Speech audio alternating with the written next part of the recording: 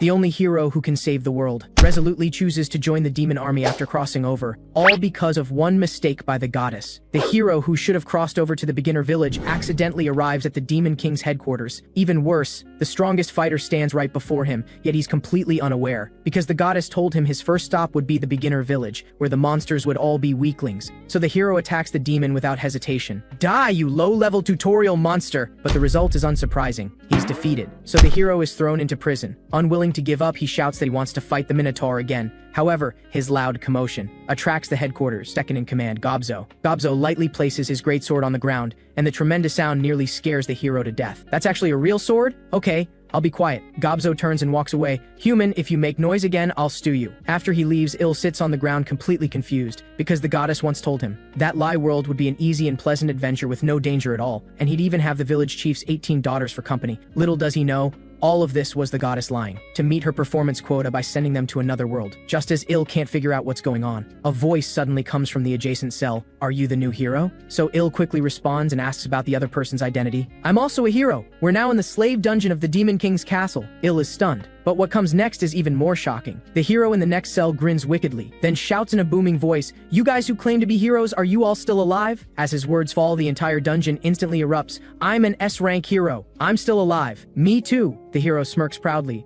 As you can see, there are over 100 heroes in this dungeon. The boss here is the Minotaur Lodron, and the second in command is Gobzo. They're both notoriously vicious. And the hero's voice suddenly chokes up. Our current predicament is all thanks to that demon Rachel. Il is shocked. Rachel? Isn't that the goddess's name? Through the hero's explanation, he learns a hero's first stop should normally be in the city, but due to Rachel's negligence, they were teleported to the wrong place. But since beginner heroes have no real abilities, they're completely unable to resist. This is a hellish start. The next day, he truly tastes what hell is like. Not only does he have to work for the Demon King for free, but even worse, after a day's work ends, Gobzo uses Il as a mount. Let's go back, slaves. You short, fat little goblin. One day I'll slaughter you. After returning to the slave dungeon, Il is completely exhausted, but after resting for a moment, he suddenly remembers. The goddess seemed to say that heroes have a status window privilege, so he quickly summons it. Looking it over, his stats seem higher than normal people, but considering he was previously the universe boxing champion, this doesn't seem abnormal. Endurance 31, but this statement immediately startles the hero next door. Amazing, you have 31 endurance at just level 1, but I'm still a slave. Il doesn't care, but the hero still thinks he's different. You'll definitely be able to escape this place and become a true hero. But faced with this encouragement, Il just wants to give up. When deep night arrives, he secretly gets up, planning to check the status window again to see if he's missed anything. After looking for a while, he actually discovers something. What are these hero points? He asked the hero earlier during the day, who said they didn't have this thing. Am I the only true hero? Just as Il lowers his head in thought, a sudden flash of light interrupts him. Long time no see, Mr. Hero. The visitor is none other than the goddess Rachel. Let this goddess tell you what hero points do. They're the key to creating the ultimate hero. But faced with this goddess kindly answering his questions, Il immediately becomes furious. I don't care about hero points or anything like that, but first I'm going to beat you up. A moment later, the goddess is beaten and begs for mercy. I'm sorry. I didn't know that just a little coffee spilled on the magic circle would cause your teleportation to go wrong. The higher gods discovered this, so they punished the goddess by making her Il's personal goddess until he defeats the Demon King. You're a triple S rank hero, so completing this task won't be difficult. But Il is completely uninterested. Rather than defeating the Demon King or whatever, he'd rather stay here and live an ordinary life. Because in his previous life, as the universe boxing champion, he fought his entire life and still died single. I'm tired of a life of fighting and killing. The goddess is instantly stunned because as long as the mission isn't completed, she can never return to her original world. Just as she wants to continue persuading him, a sound suddenly comes from outside the door, startling Il into quickly grabbing the goddess and signaling her to be quiet. Don't worry about me, I can use invisibility magic. After hearing this, Il releases the goddess and looks up toward the door. The visitor is the second in command, Gobzo. Mr. Lodron wants to see you. After saying this, he brings Il to the office. The reason is because Gobzo said he got a new mount, Il, and that Il works very hard, which sparked Lodron's curiosity. That short fat little monster praised me like this? One day I'll slaughter you. Your hard work is good, so I want to appoint you as chief slave. Hearing this, the goddess is instantly stunned. This guy is actually competing with me for him. You'll refuse him, right? Quickly reject him firmly. A human hero must never bow down to the demon army. Of course, Il grins wickedly, then kneels on the ground and kowtows loudly. Thank you, sir. I won't disappoint your expectations. Very good, I'm starting to like you. Lodron nods with satisfaction. 3 days later, Il officially starts his new position. Run faster, my grandma runs faster than you. No leaving until you finish. He He's satisfied with his current position. Being slave supervisor is awesome. This scene stuns the people below. Has this guy lost his mind? He used to be a human hero, can you believe it? Ill's behavior is too much even for the goddess Rachel watching nearby.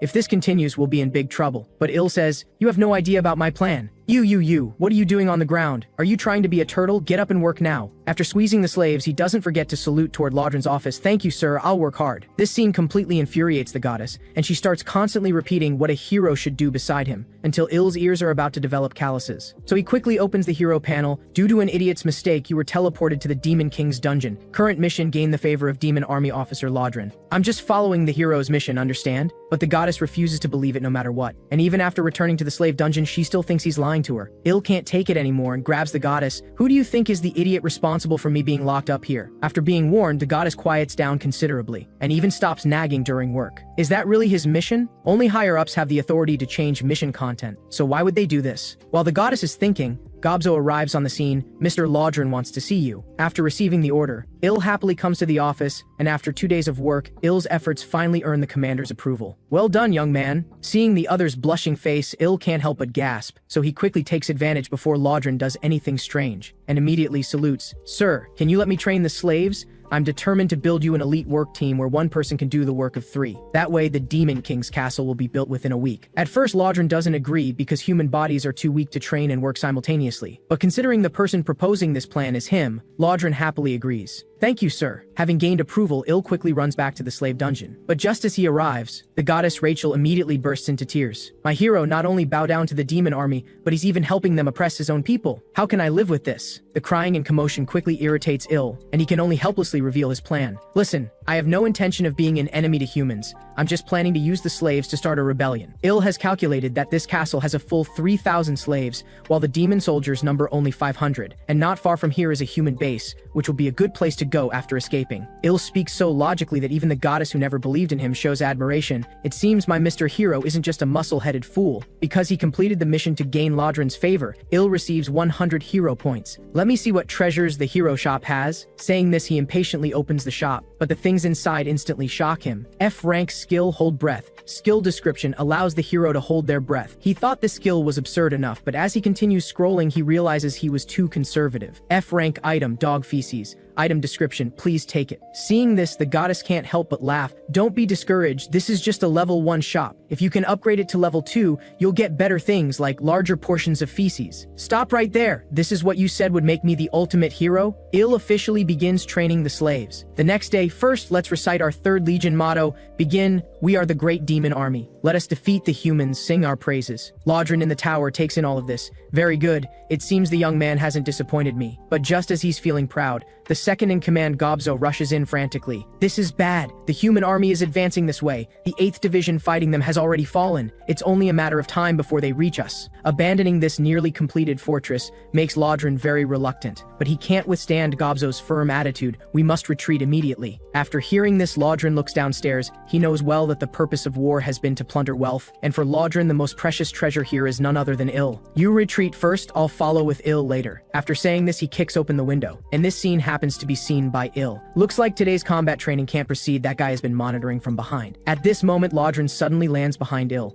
and gently turns his body. "Listen, Ill, there's no time, we must retreat." "Wait, where to?" Ill is confused. However, as they argue, the human army has already arrived on the scene. "Charge!" with the commander's order. The war between humans and demons breaks out, but soon the commander spots Laudren standing to the side. "The Red Nightmare is there. Make killing him the top priority." Ill quickly realizes what's happening. The human army is attacking. Maybe this is a good opportunity. If I just stab Laudren in the back, I can return to human society as a hero. Just as Ill is thinking about how to act, a human knight charges over at extreme speed. But Laudren simply reaches out and directly crushes the opponent's solid skull. However, something even more terrifying follows, as he grabs the knight and slams him heavily into the ground. The devastating strike immediately spreads across the field, defeating nearly all the humans on sight, and the first thing he does after finishing is gently turn his head to look at Ill. "Are you okay?" Frightened, Ill immediately salutes. "Sir, I'm fine, I'll retreat right away." Although Laudren single-handedly defeated an entire human squad, due to pressure from reinforcements, they still choose to retreat. My adventure is over. My second life is over. Il is stunned. He never expected this guy to be so strong that with just one strike, he shattered his dream of returning to human society. Going to Demon Army headquarters is a chance to learn about their military strength, right? Shut up, you liar. Il will never believe this so-called goddess's nonsense again, but their argument wakes the sleeping Lodron. Did you say something? I was asleep and didn't hear. Il quickly waves his hand in denial. No.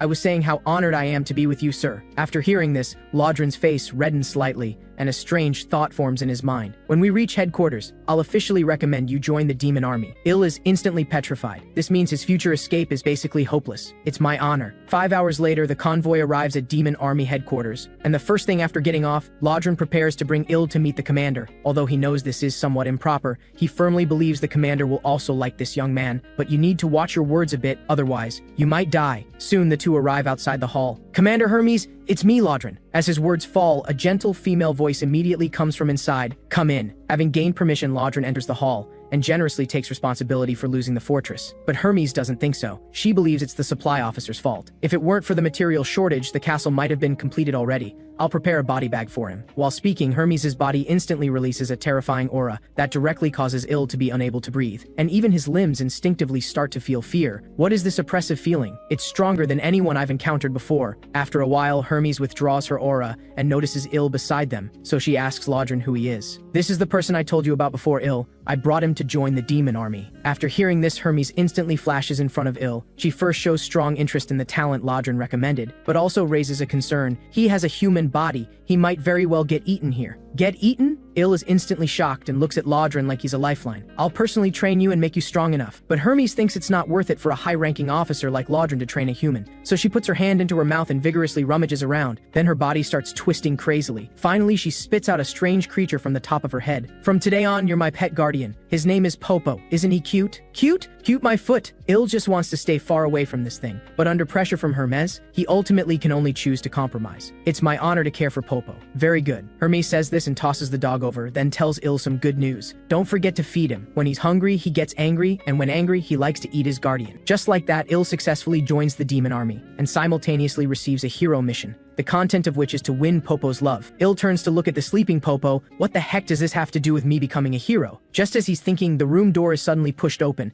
and a balding goblin walks in, his partner in caring for Popo. Il first shows goodwill toward the other, but at the same time he understands that if there's danger, the other will definitely use him as food first. You and I need to go prepare Popo's dinner now. The balding goblin states, the work in a commanding tone. If you understand, you can now. Before he finishes speaking, Popo has already woken up. Frightened, the balding goblin immediately hides behind Il. This newcomer is the food prepared for you. Saying this, he tries to restrain Il to make it easier for Popo to eat. One of us has to die anyway, so why shouldn't it be you? But the balding goblin ultimately underestimates Il's strength and is instantly thrown away. Snack time! A moment later, the sounds of Popo chewing and swallowing stop, but after eating, he's still not full, so the goddess Rachel becomes his target. Save me! Quickly save me! As they run, Popo's anger grows higher and higher, even treating Il as food. Quick, think of a way to calm down an angry dog. Got it. Il has a flash of inspiration. Absolutely no dog can be indifferent to these words. Go outside and play. Hearing this, Popo's eyes immediately become clear. Then he pounces into his arms. Just as I thought. Soon, Il brings Popo outside, but they don't know where the kitchen is.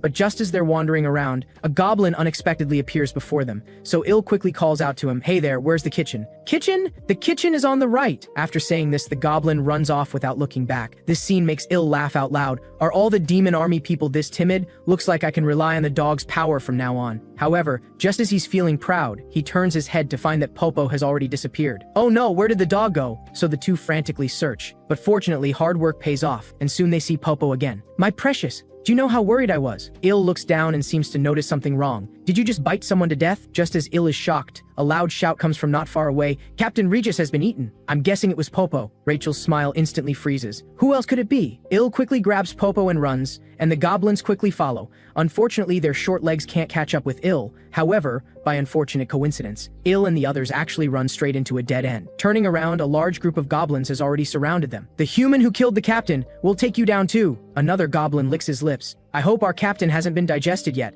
I've always wanted to taste what the captain tastes like. Faced with this almost desperate situation, Il suddenly has a flash of inspiration. He thinks he might be able to intimidate them. How dare you be so rude? Saying this, Il suddenly shakes Popo in his arms. Do you know who he is? He's Popo. As his words fall, the goblins on sight almost instinctively step back. They all know well how terrifying Hermes is. Commander Hermes' pet, but there's also one who's not afraid of death, suspecting this human is lying to them. So Il crouches down and strokes Popo's chin a few times. Beast mode activated! As soon as he releases his hand, Popo immediately pounces on that goblin. That's what you get for not believing. In just 15 seconds, Popo has already eaten him clean. Anyone else who doesn't believe? No! The remaining goblins bow in submission. But at the same time, Hermes' voice suddenly comes from behind Il. I wondered why it was so noisy here. Turns out it's a cute newcomer doing something interesting. Afterwards, he's called to the office. After learning the ins and outs of this matter, Hermes laughs out loud. So you're using my and Popo's identity to survive? Seeing this, Il immediately kneels to admit his mistake, but Hermes actually thinks there's nothing wrong with doing this. I suppose you're still a human after all, and quite clever at that. Hermes says this while lifting Il's chin. But you're a man, you should learn our demon army's tradition, which is to solve things with force. Hermes returns to her seat, then asks Il a question. Are you interested in becoming a senior officer of our demon army? Il is instantly stunned. With his meager skills, the only way to become an officer would be to sell himself out. I know it's difficult with your current strength. Hermes explains the rules to him. Demons can seize someone's rank through dueling. You can no longer use my and Popo's names. I know this is difficult, so I'll protect you for 1 month. After 1 month, you must defeat the opponent I choose for you. If you win, I'll continue protecting you for another month until you climb to the position of battalion commander. Il can't help but swallow. What if I lose? Hermes grins wickedly. If possible, you'd better die in battle. Il has no choice and can only agree with Hermes. She even set my opponent right there on the spot. Looks like I only have 30 days left to live. Il dejectedly comes outside the kitchen, planning to find something for Popo to eat. But after arriving at the door, he discovers the door is covered in blood. Therefore, Il only dares to stick his head in, ready to escape at any time. Hello, sorry to disturb. As soon as the words fall, a red goblin turns his head. He's the head chef Kulkin. You must be the human the commander mentioned. Il quickly nods with a smile and explains his purpose, which is to get some food for Popo. Unexpectedly, the other doesn't even think before saying there isn't any. This instantly shocks Il. I have no obligation to help you. Commander Hermes' only order is that we can't touch you. If you want meat, then like us,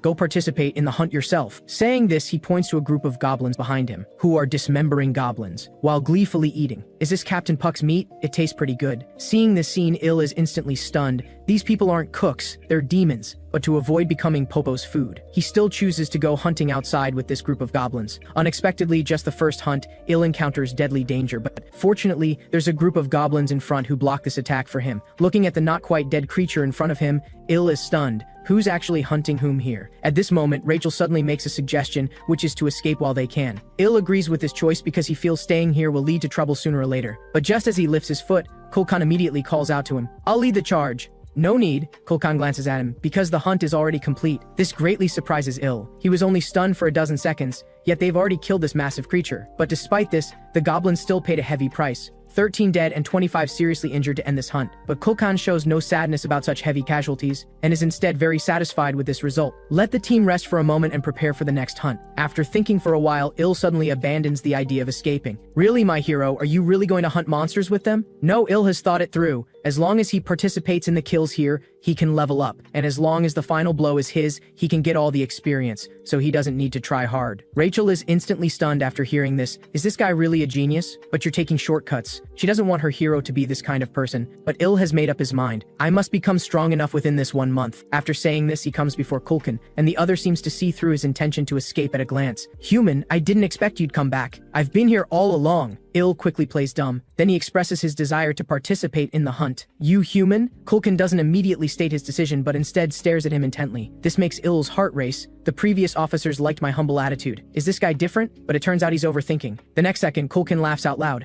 A human actually says such brave words, how cute. Il scratches his head. It's all because of your influence, chef. Dizzy from the flattery, Kulkin makes another decision, which is to let Il lead the team to hunt monsters. This instantly stuns Il. He just wanted to hang back and leech experience. No, how can a humble human like me stand before the noble demons? It will make them unhappy. Just as they're arguing, a panicked goblin suddenly runs over from not far away. He immediately explains the situation to Kulkan. A pack of wild wolves is attacking, in stark contrast to the goblin situation. Kulkan appears very calm. He grips the cleaver behind him. More good meat to eat. Little ones, let's go. Perfect, Il grins slyly. I just need to time it right and land the final blow. I'll help you too, Mr. Hero, Rachel says nearby, and immediately uses magic. This greatly enhances Il's physical strength, though it only lasts 3 minutes. She thought this would earn praise, but instead is met with a sandbag-sized fist. You have this and didn't use it earlier. With the enhancement Il's confidence surges. They're just 5 black wolves. Then he suddenly leaps up and punches a dying black wolf on the ground. Level up, level up! Unexpectedly, after stealing 1 kill, he directly gains 4 whole levels. But just as Il is overjoyed, he suddenly sees a goblin nearby trying to finish off another. so he pushes the other away. Sorry, my foot slipped. Looking at the black wolves lying on the ground, Il greedily licks his lips. All the final blows are mine.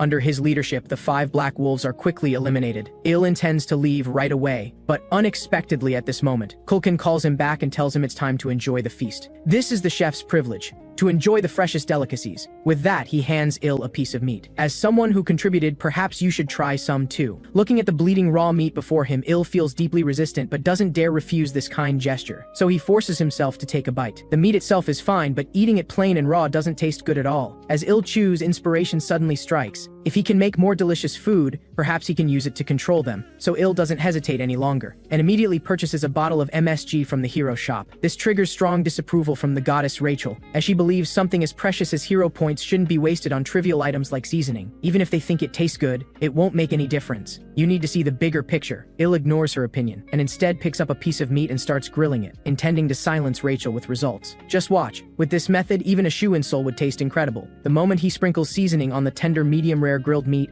an intensely rich aroma bursts forth. I am the culinary god of this world. Il is extremely satisfied with his creation. Once it's done, he immediately brings it to head chef Kulkin, as freshly grilled meat is the most tempting. But Kulkin only glances at it, and politely declines right away. Thanks, but I'm already full. Faced with this situation, Il doesn't give up. This is my ultimate creation. If you would honor me by trying it, I'd have no regrets even if I died right now. Under his repeated pleading, Kulkin finally softens, takes the grilled meat and bites into it. But unexpectedly, this single bite instantly transports him back to his childhood. It's the taste of my mother. Kulkin is extremely satisfied with the grilled meat, so to thank Il, he gives him a large bag of fresh meat in return. If you need anything, feel free to come find me again. Il carries the fresh meat back to his quarters. Popo, I'm back! But unexpectedly, as soon as the words leave his mouth, Popo lunges at him with jaws wide open. In desperation, Il quickly pulls out the fresh meat from the bag, finally managing to satisfy Popo's appetite. Buddy, eat as much as you want! With the source of food secured, Il no longer has to worry about becoming Popo's meal and completely becomes his master instead. After devouring 30 pounds of fresh meat, Popo's affection for Il greatly increases. Congratulations on completing the quest. You've successfully gained Popo's favor. Reward 200 hero points. Completing the quest greatly boosts Il's confidence. Excellent. This went exactly as I planned. He immediately opens his status panel, but Rachel, watching from the side, is instantly stunned. Are you planning to save those 22 free attribute points for your next life or something? That's because a certain idiot didn't tell me what these things are for. Il immediately retorts, successfully silencing Rachel, since as his personal goddess, she has the duty to educate Il about everything in this world. All right, Rachel says and immediately begins explaining. Attributes are divided into 4 categories: strength, agility, stamina, and magic power. Wait! Il immediately interrupts her because he sees a 5th category, charm. That one's different. Through Rachel's explanation, he learns that charm is a hidden attribute that can't be obtained through allocation, only improved through training. However, from what I can see, Il's charm toward male monsters is actually quite high. Rachel continues explaining, physical attributes are more important in the early stages, but it's completely different in the late game, when magic power becomes dominant.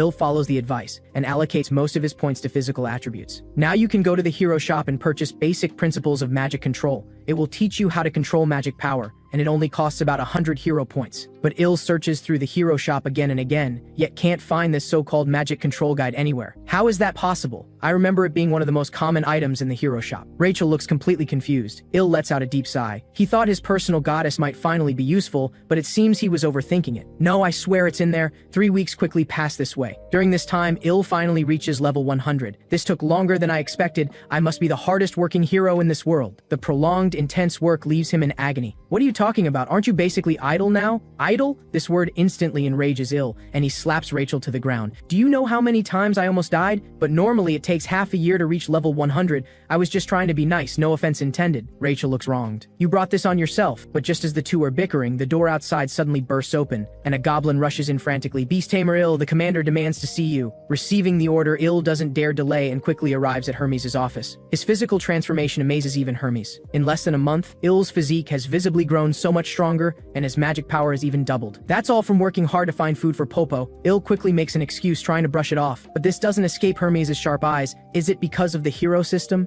Il immediately breaks into a cold sweat. Does she know I'm a hero? Hermes stands up. She tells Il that from the very first time they met, she saw through everything. The reason she didn't say anything was because he's deeply favored by Lodrin, and now there's one more reason not to kill him, which is the duel in a few days. Yes. Hermes nods. Then suddenly a terrifying aura erupts from her body, and she transforms into her true form and lunges at Il, but when they're less than half a meter apart, she immediately stops. If you don't want to die, work hard and try to make me happy, okay? After saying this, Hermes sends Il back to his quarters. What exactly will excite the audience? Flashy performances or overwhelming domination? Il keeps pondering this question, because if he can't satisfy Hermes, he's dead. What do we do? What do we do? We're going to die. Rachel performs as consistently useless as ever, offering absolutely no help. Let me think. Il opens the hero shop, believing that knowing yourself and your enemy leads to victory. However, aside from the opponent's name, they know absolutely nothing else. Perfect, this is it. Il doesn't hesitate to purchase an item, a power gauge, which can help him measure the opponent's combat power. Il points the power gauge at Rachel, and it shows a combat power of 375. Without a reference point, he doesn't know what level this combat power represents. Then let me check yours,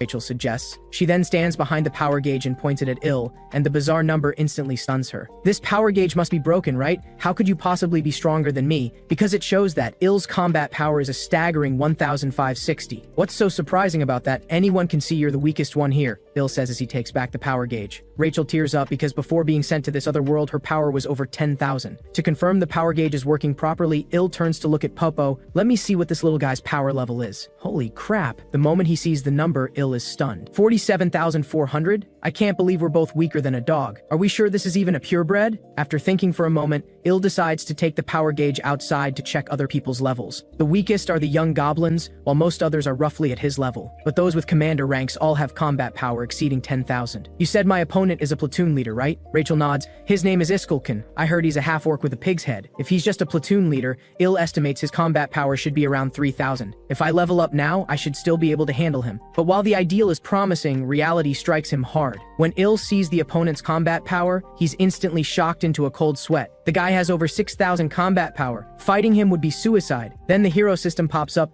You can't beat that pig, but not giving up is your strength, so I will give you chance. Increase your combat power to 3,000 within 1 week. Reward 300 hero points. This quest appears at just the right time. Il grins. Alright, no matter what, I'm doing this. Whether it's the Observer or Hermes, just wait for me. I will survive to the end. The next morning, Il returns to the kitchen where Kulkan is present. Looking at Il's power gauge, he can't help but ask, "That's a nice fashion accessory. Where'd you get it?" Il scratches his head. "I saw others had one, so I bought myself one too." Kulkan turns away. He doesn't understand young people's fashion sense these days, so he tells Il to get ready for hunting. "Yes, sir." While Kulkan's back is turned, Il quickly checks him with the power gauge. Over 35,000! This isn't the level of an ordinary commander. No, it's not just him. Il quickly scans everyone in the kitchen, and their combat power is all significantly higher than ordinary soldiers. Is this what comes from constantly fighting monsters? Looking at this situation, an idea suddenly forms in Il's mind. If he finds someone here with similar combat power to spar with, wouldn't that let him know his actual level? "Commander Kulkan, please allow me to spar with one of the kitchen staff. I think this kind of training will be helpful for my future." But Kulkan feels that Il is strong enough and doesn't need to rush his training. Il says, "What a shame.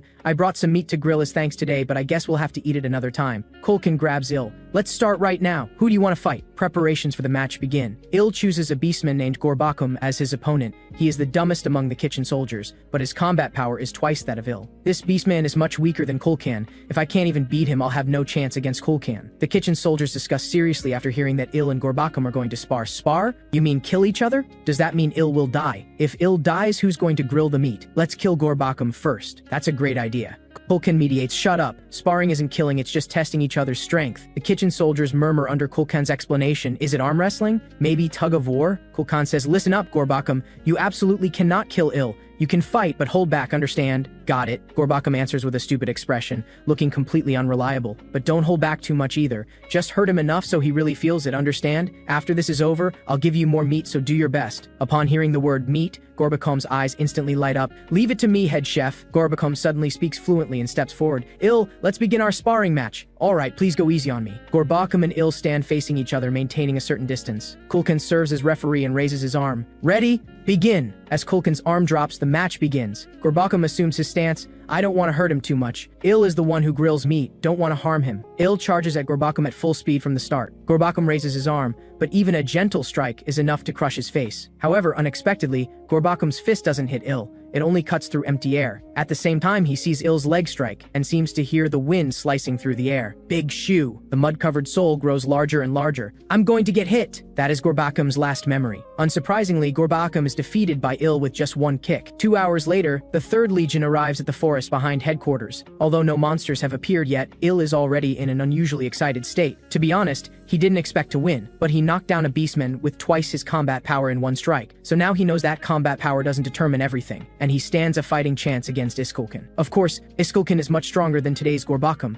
possessing power that truly deserves to be called monstrous. A large number of young Taras have appeared ahead. Finally, the news Il has been waiting for arrives. Really? So this area is Taras territory? Kulkan is puzzled. This is a bit strange. This region normally doesn't have Taras populations. This makes Kulkan somewhat hesitant. Il approaches him. Is there a problem? Is Taras meat not tasty? No, Taras meat is quite delicious, especially that chewy Taras bone marrow. It's an absolute delicacy. But Taras are social creatures. They might swarm out in groups, especially the mother Taras, the Taras queen, who has strong maternal instincts. If we provoke her children, it'll be troublesome. So can we call it a day now? Il says. No, Taras meat is delicious. We need to capture them. Kulkan says. The Taras queen rarely appears outside, so it should be fine. Then he raises his giant cleaver. Everyone charge! Today's snack is Taras bone marrow. The kitchen soldiers sound the battle cry and begin charging. Be careful! Capture them alive! Their bodily fluids are the essence! As the kitchen soldiers begin fighting, Il starts his performance. He accidentally knocks a soldier away, then steals the final blow on monsters. The final blow is mine! I need to level up! Il kicks down one after another, his level continuously rising. You're really good at kill stealing, hero. Of course, Il laughs happily. At this rate, he'll definitely surpass Iskulkin soon. But at this moment, the ground suddenly begins shaking with tremendous noise. What's going on? Il looks around in confusion. The kitchen soldiers are equally shocked. But soon, the culprit behind the tremors quietly reveals itself. It's the Taras queen. Her massive body nearly darkens the sky itself. Looking at the pile of young Taras corpses on the ground, the queen's body trembles with rage. She wants to make this group pay with their lives immediately. Il raises his head to look. He wants to know just how much combat power this queen,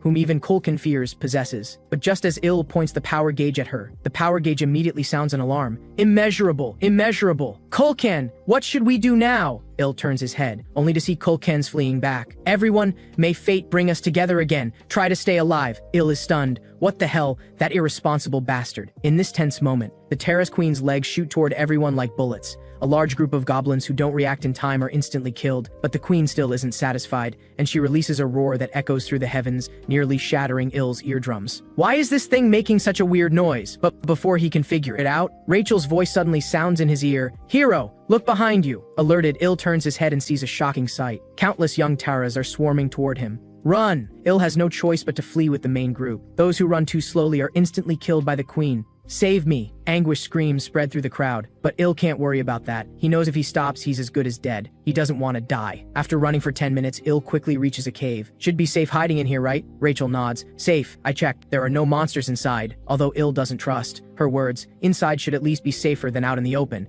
So after thinking for a moment, he enters anyway. This cave is deep and spacious, as if naturally formed. Doesn't that mean the Taras queen can squeeze in here too? Rachel's words instantly freeze Il. He quickly scans the surroundings and discovers a puddle of green slime on the rocks. This can't be left by Taras, can it? But Kulkan said there are no Taras around here. So they continue deeper inside, only to discover an even more terrifying sight. The depths of the cave are covered with countless Taras eggs. Is this the Taras queen's nest? Il looks at everything before him in disbelief. We can't stay here. However, while he's in a daze, a Taras' spike rapidly strikes at him. Il dodges to the side. Why is there an adult Taras here too? With no time to think, he randomly picks a direction and starts running. Are you sure this direction is the exit? Il doesn't answer Rachel, just keeps running. But soon he's tripped by an unknown object. In desperation, Il randomly grabs an egg from the ground as a weapon. He throws it at the Taras with all his might, and unsurprisingly, it catches it. But the Taras holds the egg very carefully, as if afraid to break it. What's going on? Il looks at the Taras, which has stopped attacking. Is it trying to protect that egg? Rachel is silent for a few seconds. I think it likes the thing you threw. There's slime all over it. Il turns to look at the eggs on the ground, and an idea suddenly forms in his mind.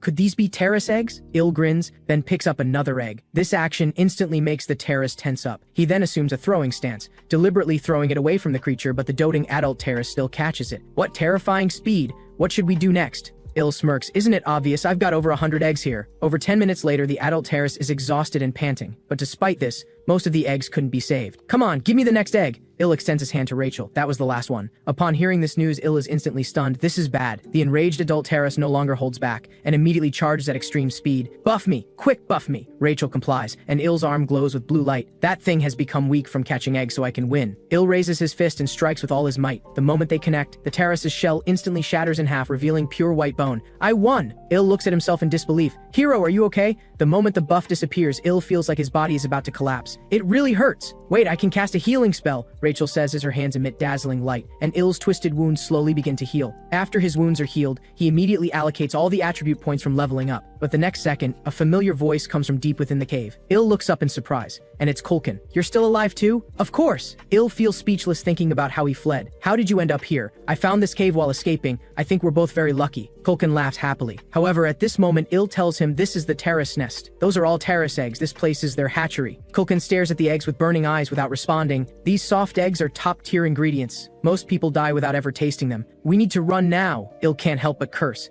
Kulkan takes an egg and puts it in his mouth. The Taurus queen chasing me has probably already come in. To defeat her, we'd need at least a command regiment's worth of forces. So come enjoy this last supper. While the two are arguing, footsteps suddenly sound from outside, and it's the kitchen soldiers. Is this really my last meal? Ill refuses to accept it because he doesn't even have a wife in this other world yet. My life can't end like this. Meanwhile, in Commander Hermes' office, she summons Lodrin. No need for such formal procedures. How's the task I gave you going? As you ordered, I successfully captured the next Saintess. I knew it. I knew you could do it. In just about 3 weeks, Lodrin successfully captured the Holy Empire's elected Saintess. Well done. Hermes pats Lodrin's head. But at this moment, the room's door is suddenly pushed open. Commander, I have an urgent report. The kitchen staff reported an accident while gathering ingredients. Doesn't that happen every day? What's so surprising about it? Hermes purses her lips. But the scale of casualties this time is quite large. They encountered the Taurus queen. Most of the kitchen staff, including head chef Kulkan, are either dead or missing. Hermes strokes her chin thoughtfully. What about Ill? He's also missing. Listening to the conversation, Lodrin freezes, shocked. Ill is missing too. Meanwhile, inside the cave, Kulkan and the kitchen staff are all absorbed in the world of eating eggs. Ill sighs deeply, then smashes a book hard at Kulkan. The intense pain immediately snaps him awake. What are you doing? You seem to be under some mysterious curse, so I use this method to wake you up. Ill makes up an excuse on the spot, but actually he just doesn't want to see Kulkan so dejected. As for the book in his hand, it's the Beast Encyclopedia that Ill exchanged for 50 hero points in the shop. It contains information on nearly all demon beasts, including Taurus. It reads, they are spider-type demon beasts, social creatures with highly developed leg muscles. To defeat Taurus, you must target their relatively weak points, especially the torso and head. Taurus bodily fluids are highly flammable. Their eggs contain a bomb-like flammable liquid. Caves built with Taurus saliva also have weak resistance to flames, so be careful not to use fire magic inside. After reviewing the Taurus's weaknesses, Ill closes the book. Kulkan, can you use fire magic? Kulkan turns his head. A little bit of the basics, like shooting fireballs. He sighs. Give it up. Taurus shells can't be burned through by my level of flames. Ill rolls his eyes at him because his plan isn't to burn the Taurus at all. Everyone listen up, I have an escape plan. A goblin chef sighs, futile struggle, better to just stay here and keep eating eggs. Facing this situation, Ill doesn't give up and continues encouraging them. If we successfully escape, not only will there be Taurus eggs to eat, but I'll also provide unlimited deluxe grilled meat meals. Thinking of the delicious grilled meat finally rekindles everyone's interest. Even Kulkan immediately calls out to Ill, drooling, what's our plan? A few seconds later, he announces his plan. What we need to do is just keep running toward the exit. No matter what happens, we're not allowed to stop. Move out. As soon as the words leave his mouth, Ill takes the lead and runs ahead, with everyone following close behind. But unfortunately, they only run a short distance before encountering a large group of adult Taurus. Kulkan, get ready! Ill holds 2 eggs in his hands, then throws them forcefully at the wall beside them. Kulkan simultaneously launches fire magic. The moment the Taurus egg fluid contacts the flames, a violent explosion occurs. The shockwave nearly destroys the entire cave. To protect the remaining eggs, the adult Taurus have no choice but to abandon pursuing Ill and put out the fire first. While they're distracted, run quickly. Although everyone keeps running, the complex terrain makes it difficult to find the exit. Only 1 egg left. We must find the exit before it's used up, Ill shouts. Rachel suddenly spots light in the distance. Over there! There's light! It's the exit! Dodging the relentless attacks of the adult Taurus, Ill runs in that direction. Soon they get closer and closer to the light. We're almost out! But just as they're about to reach the exit, Ill stops in shock, because what appears before is none other than the massive Taurus Queen. She single-handedly blocks the entire cave exit. We're finished! The Taurus Queen has returned. Although her expression is extremely enraged, the Taurus Queen doesn't actively attack them. He guesses this might be related to the egg in his hand, as Taurus are creatures with extremely strong maternal instincts. Without any hesitation, Ill tears off a large piece of fabric from his sleeve and has Kulkan ignite it. Then he raises both items high. If this egg explodes, we'll all die here. But at the same time, the cave will collapse, and all your offspring will be buried with us. Ill shouts, if you don't want this, then move aside and let us out. The Taurus Queen flies into a rage upon hearing this. She wants to kill Il immediately, but her instinct to protect her offspring stops her. Not only does she refuse to back down, but she lets out an ear-piercing shriek that echoes through the sky. With no other choice, Il ignites the Taurus egg. Then he hurls it violently into the cave. The Taurus egg explodes violently the moment it hits the wall. The entire cave trembles non-stop. Don't tell me it's going to collapse. Watching the massive rocks continuously falling from above, Il immediately realizes the cave is about to collapse. Everyone, run outside. With that, Il quickly dashes toward the cave exit. But shortly after running out, he suddenly stops in his tracks because at this moment, he actually hears the sound of himself leveling up. Rachel looks confused and tries to pull him outside, but she can't budge him at all as the cave continues collapsing. Level up notifications keep ringing out one after another. Il is completely stunned. Looks like all the terrorists crushed to death here are giving me their experience points. Could it be because I collapsed the cave? Not daring to linger any longer, Il rushes outside. But escaping past the Taurus Queen's blockade is no small challenge, though he has no choice. Fortunately, at this moment, Kulkin pulls out a precious Taurus egg from his collection. Then he looks at it reluctantly. I'll use this egg to buy us a way out. But as soon as he finishes speaking, the Taurus Queen's attack comes rushing in. Without any hesitation, Il slides right under the Queen and slips away. But just as he's about to escape, the Taurus Queen spits out spider silk from her mouth, wrapping around Il's arm. This is bad. I'm going to die. However, at this moment, a deep crimson figure blocks his path. It's Lodrin. Are you alright? Il looks shocked. He doesn't understand why Lodrin is here. I knew you were still alive, Lodrin smirks. From now on, I'm taking over here. As he speaks, a terrifying power erupts from his body, directly shattering the Taurus Queen. This scene leaves Il stunned in an instant. Holy crap, he's insanely powerful. The final result of this hunt was that 99 chefs went missing or died, including head chef Kulkin. After the battle ends, Il returns to Popo's room. Thank goodness for that bullhead, or we'd be dead for sure. Rachel lets out a relieved sigh after narrowly escaping death. But soon, Il delivers a reality check. Enjoy the moment while it lasts. We're about to be done for. My duel with Kulkan is starting soon. Rachel disagrees. Haven't you already grown? A lot? You gained a full 75 levels from this cave collapse. Now Il has reached level 200,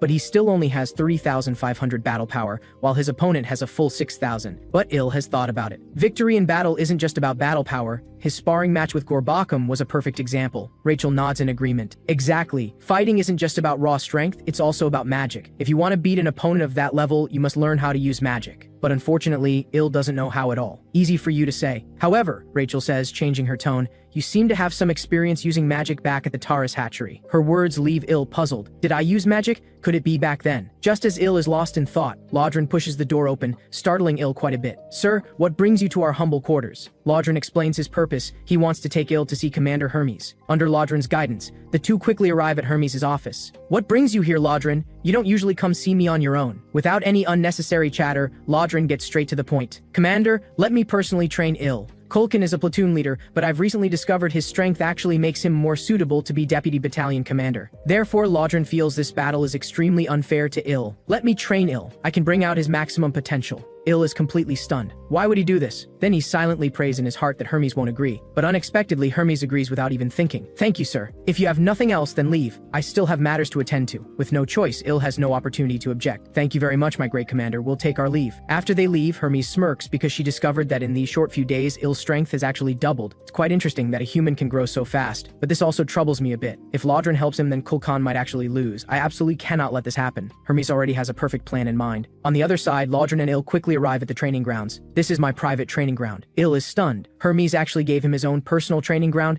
She must value this guy highly. Lodrin stops in his tracks and turns to stare intently at Il. He discovers that the other person actually possesses enormous magical power, but still doesn't know how to use it. Being stared at by Lodrin makes Il uneasy. He has no idea what the other wants. It's best to teach him the basics first, but the duel starts in just 4 days. We don't have much time. Lodrin suddenly turns around and clenches his fist. He decides to push Il to his limits to unlock his potential. Pain is part of growth. Il has no time to react and is directly hit by Lodrin's heavy punch. What is this guy doing? Has he lost his mind? Didn't he say he'd train me? Why is he suddenly attacking me? Without much hesitation, Lodrin clenches his fist again and closes in. Focus everything on blocking, otherwise you'll die for sure. Warned, Il raises his arms to block, but the opponent's tremendous force still sends him flying several meters away. Strange. His body strength isn't high, but his reaction speed and perception are quite good. His mental strength is exceptional. Lodrin speculates that when they first met, his failure to dodge Il's kick wasn't an accident. This guy has extremely rich combat experience. Lodrin rushes rapidly toward Il. That bet you made with Commander Hermes, if you don't have mana, there's no way you can defeat Kulkin. Rather than embarrass yourself in front of everyone,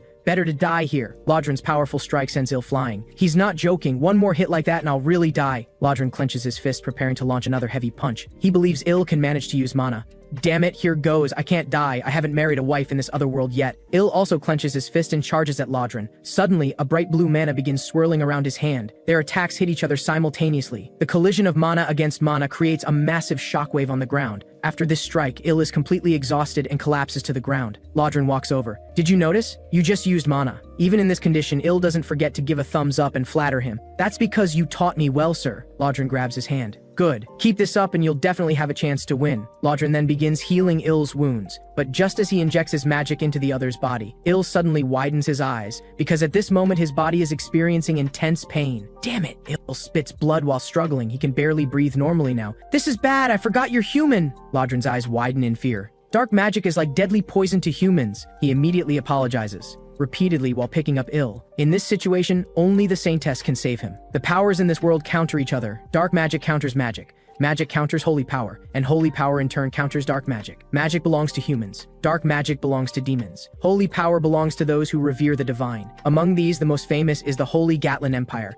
where they can even hear the voice of the gods. And within the empire, they select the most exceptional person to become the Saintess. At the Demon Army's 3rd Legion headquarters, a human woman is confined in a deep chamber. Her silver hair falls all the way to her waist, snow-white skin and silver eyes matching her hair. Her delicate features are stunning enough to take one's breath away just by looking. But for some reason, her eyes are like dead fish, completely devoid of any life. Her name is Abelson Mariette, the next Saintess of the Gatlin Holy Empire. After being kidnapped by Lodrin not long ago, she has been imprisoned in this place ever since. She hasn't even prayed to God in many days. The condition for becoming a Saintess is being able to hear God's voice. Although she can hear God's voice, she hasn't sought God here. She knows that no matter what, it would all be futile. Just as Abelson is lost in thought, the door to the room suddenly opens. It's the Red Nightmare Lodrin. His breathing is heavy, clearly having rushed here urgently. Abelson sees his anxious expression and feels confused, because the decisive and ruthless Red Nightmare Lodrin usually shows no emotional fluctuations. What's happening? Please save this human! Lodrin shouts urgently. Il has already fallen into unconsciousness. He feels like his head is about to split open. Il slowly recalls the final moment. He remembers being hit by Lodrin and falling to the ground. Damn it, am I really dying while holding a man's hand? Il feels unwilling. No matter what, he should at least die holding a woman's hand. Even Rachel would do. As he thinks this, Il suddenly feels a warm power. He carefully opens his eyes and sees a goddess before him. She has silver hair and silver eyes. The goddess is expressionless, not speaking. I must be dead already and back at that place preparing to be reborn. Il is convinced of this idea. Goddess, I'll never forgive you, and send Rachel to hell. She's a demon wearing a goddess mask. Finally, if you plan to make me a hero again, you'll have to marry me first. The Saintess listens and shows a hint of sadness on her face. How pitiful. Did you die forever alone in both lifetimes? Before Il can savor the Saintess's sweet voice, Lodrin suddenly bursts in. You're finally awake. He embraces Il with tears in his eyes, the tremendous pressure seemingly about to crush Il's body. At this rate, I'm going to die again. Lodrin quickly releases Il. After being stunned for a few seconds, Il holds his breath and looks around. The goddess is still there. Could she not be a goddess but a real person? Oh no, what did I just say to her? Has he fully recovered? Lodrin asks the Saintess urgently. Abelson shakes her head. That's not certain yet. As you noticed, the dark magic hasn't completely left his body. I don't know what the outcome will be. Lodrin is stunned for a few seconds. Even your holy power can't eliminate it? This might be temporary. Over time, the dark magic may disappear naturally, so let's observe the situation. Abelson speaks calmly. Sorry, I'll find a way to make it up to you with training. Lodrin tightly embraces Il. No sir, you don't need to treat a subordinate like me this way. Before Il finishes speaking, Lodrin carries him out of the room. The Saintess left behind looks puzzled. That demon is actually training a human? Who is he exactly? Leaving the Saintess's room, Il declines training on the grounds of needing to feed Popo. Thanks for getting me out of that, Popo. I heard you already ate a soldier who came to feed you, so you shouldn't need to eat again today, right? Although Il doesn't have to worry about being killed by Lodrin in training now, dark magic still remains in his body. This shouldn't be a major problem, right? It won't kill me. Il says this while looking at Rachel. He sees her sitting on the ground crying with tears in her eyes. Because she heard everything Il said to Abelson clearly from the side, she never expected her hero would want her to go to hell. Yes, this is all my fault. The dark magic in your body, and you almost dying, it's all because of me. Because I'm a goddess wearing a demon mask, I deserve to suffer eternally in hell. Il suddenly realizes that what he said might have been a bit too much. He walks over to comfort Rachel. All right, Rachel, Rach. Don't be mad anymore. I can't do without you, my buff dispenser. Shut up, I don't want to hear you talk. Time quickly moves to the next day. Il arrives at Lodrin's private training ground as usual and gets beaten half to death. And the Saintess Abelson naturally becomes Il's dedicated healer. Thank you for healing me. Before tomorrow's duel, I want to ask you something. Il scratches his head sheepishly. Could you pray that I won't die tomorrow? Also, if possible, I'd like to invite you to watch tomorrow's duel. In the blink of an eye, the day of the duel arrives. Due to the intense training, Il's body aches all over, but his mood is calm. In other words, he has become stronger. But those present don't have high hopes for him because humans have a natural physical disadvantage compared to demons. Lodrin, who do you think will win? Hermes asks from the audience seats. Il. He has extraordinary talent and has undergone rigorous training, Lodrin says without hesitation. Then do you want to make a bet? If you win, I'll let you continue training him. Hermes doesn't think highly of Il. If you lose, I want you to kill him with your own hands. Understood. Lodrin can only agree, and this agreement makes him nervous. He doesn't want Il to die. I can win. Il lowers his head because under Lodrin's training, he has mastered a brand new skill, Lodrin combat technique. It's a dynamic martial art composed of 10 different boxing styles,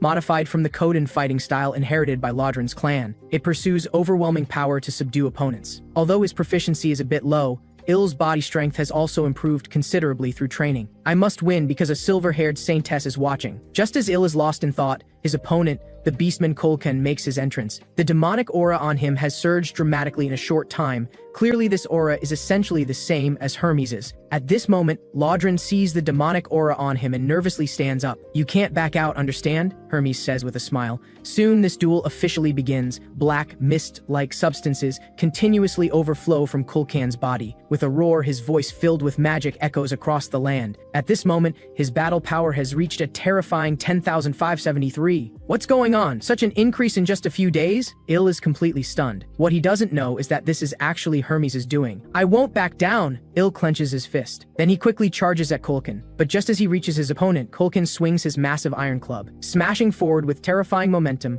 creating a huge crack in the ground. Il twists his body to dodge this attack, then launches an attack on Kulkan from another direction. His fist slams heavily into his face, but this strike certainly isn't enough to be fatal, so Il launches another attack with his other hand. But what he doesn't expect is that despite taking such a fierce attack, Kulkan doesn't even take a single step back. He swings his iron club in a counterattack, nearly hitting Il's left arm. After dodging the attack, Il looks up at Kulkan. Apart from a tiny bit of blood, he doesn't seem to have sustained any serious damage. Kulkan charges forward at extreme speed, but these movements are predictable in Il's eyes. After receiving Lodrin's training, he can easily see through his opponent's moves. Don't panic. Il recalls what he learned. The art of combat is the fusion of fighting techniques and mana. This can greatly increase the lethality of your attacks. Combat isn't just about raw power. More importantly, it's about having the fighting skills to kill your opponent. Lodrin said that Il can't use the fighting techniques he learned before because he has no intent to kill his opponent, so such attacks are meaningless. I understand now. Strike to kill. Il clenches his fist, then a bright blue light glows on his hand. No matter who stands before me, I will take them down. Il's Lodrin combat technique attack infused with mana strikes precisely at Kulkan's abdomen. The intense shockwave pierces straight through him, even making the earth tremble. After the smoke clears, the attacked Kulkan slowly becomes visible. A huge hole has been blasted through his heart by Il. Today's winner is the weak human Il. After hearing the announcer declare the result of this battle, Il collapses weakly to the ground. That strike used up almost all his mana. I did it. I pierced straight through his heart. But just when everyone thinks the match is decided, spider web-like substances begin secreting from Kulkan's wound, gradually filling the huge hole in his body. This bizarre and insane ability doesn't look like something a creature like Kulkan could possess. He's not dead even with his heart destroyed? How is that possible? It must be Hermes' doing. Il gradually realizes this. Lodrin worries he planted the dark magic immortality curse on Kulkan, while Hermes says smugly, he mastered this martial art in such a short time, but I already anticipated this. Within just a few seconds, Kulkan is already back on his feet. What the heck, a curse? Rachel looks confused. But if it's a curse, this situation won't last too long. Kulkan charges forward while drooling. Il observes his opponent's movements and finds they're still the same as before. These attacks are too easy to dodge, but just as he's about to sidestep, his legs suddenly fail him at this critical moment. Unable to dodge in time, Il is slammed into the wall like a bullet by Kulkan. Il is forced to grab his arm and twist it with all his might. But even after hearing the sound of bones breaking, Kulkan acts as if he feels no pain. He throws Il violently away. The force is so great that Il briefly loses consciousness. Damn it, I can feel large areas of broken bones throughout my body. Stand up, you can do it. From the audience seats, Abelson rarely speaks to Il. That's right, it's not over yet. Encouraged, Il forces his body up and stands shakily. I absolutely cannot embarrass myself in front of the girl I invited. I haven't even been on a date with her yet. As Il speaks, an enormous mana erupts from his body. If my bones are broken, I'll cover them with mana like armor. With the mana's enhancement, Il moves again. He leaps high into the air, then concentrates all his mana into both hands. Die! Il's attack slams heavily onto Kulkan's head, nearly crushing his skull. But even so, Kulkan still doesn't die. An eerie black mist erupts from his body once again. Il looks at Kulkan with infinitely calm eyes. His mind contains only victory and the date. Il raises his hand. "This is my job. Come on, musclehead pig." As Il speaks, he slams another punch onto Kulkan's head. "Did you teach him that kind of mana control?" Hermes asks Lodron doubtfully,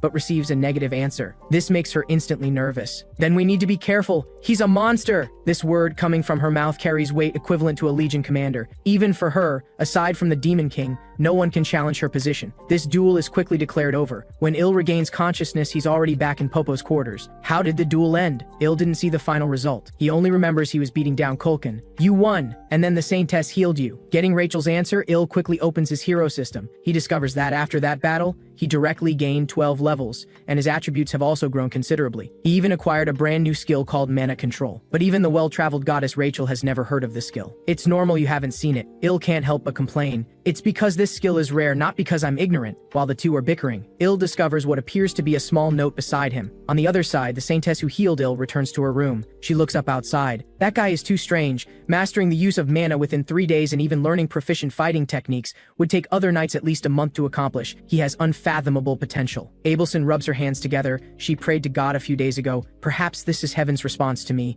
or maybe it's Il's own talent. But that doesn't matter anymore. He won this duel anyway. Maybe he's the person I've been looking for." Abelson speaks as she comes to the door. Then she knocks. "Saintess, what do you want?" Abelson presses her lips together. "I want to ask you a favor. I want to go for a walk." At this moment in Popo's room, Il opens the note. It's actually from the Saintess. She's asking me to walk with her in the back garden. Il trembles with excitement all over. Without further hesitation, he quickly arrives at the agreed location. "Should I ask for her contact information first, or should we exchange letters?" Rachel says, "Don't be stupid. She's playing with you. Let's go back." But as soon as she finishes speaking, Il nervously grabs her because he senses movement in the distance. Turning his head, he sees it's Abelson, and behind her are 2 minotaurs. This makes Il quite unhappy. He thought he was having a private date with the Saintess. "They're my guards. I can't move around alone." After hearing Abelson's explanation, Il learns that the Saintess has been imprisoned by the demon army. "Let's take a walk first." Under the gaze of the 2 minotaurs, Il is too nervous to speak. "You're a hero, right?" Abelson turns her head. Il is stunned for a moment but still nods. "How did you know? In our world, only demons or heroes have black hair. Your performance in yesterday's duel was impressive, so I believe you're a hero." Il is embarrassed by such praise and laughs awkwardly. "Can I also ask you something?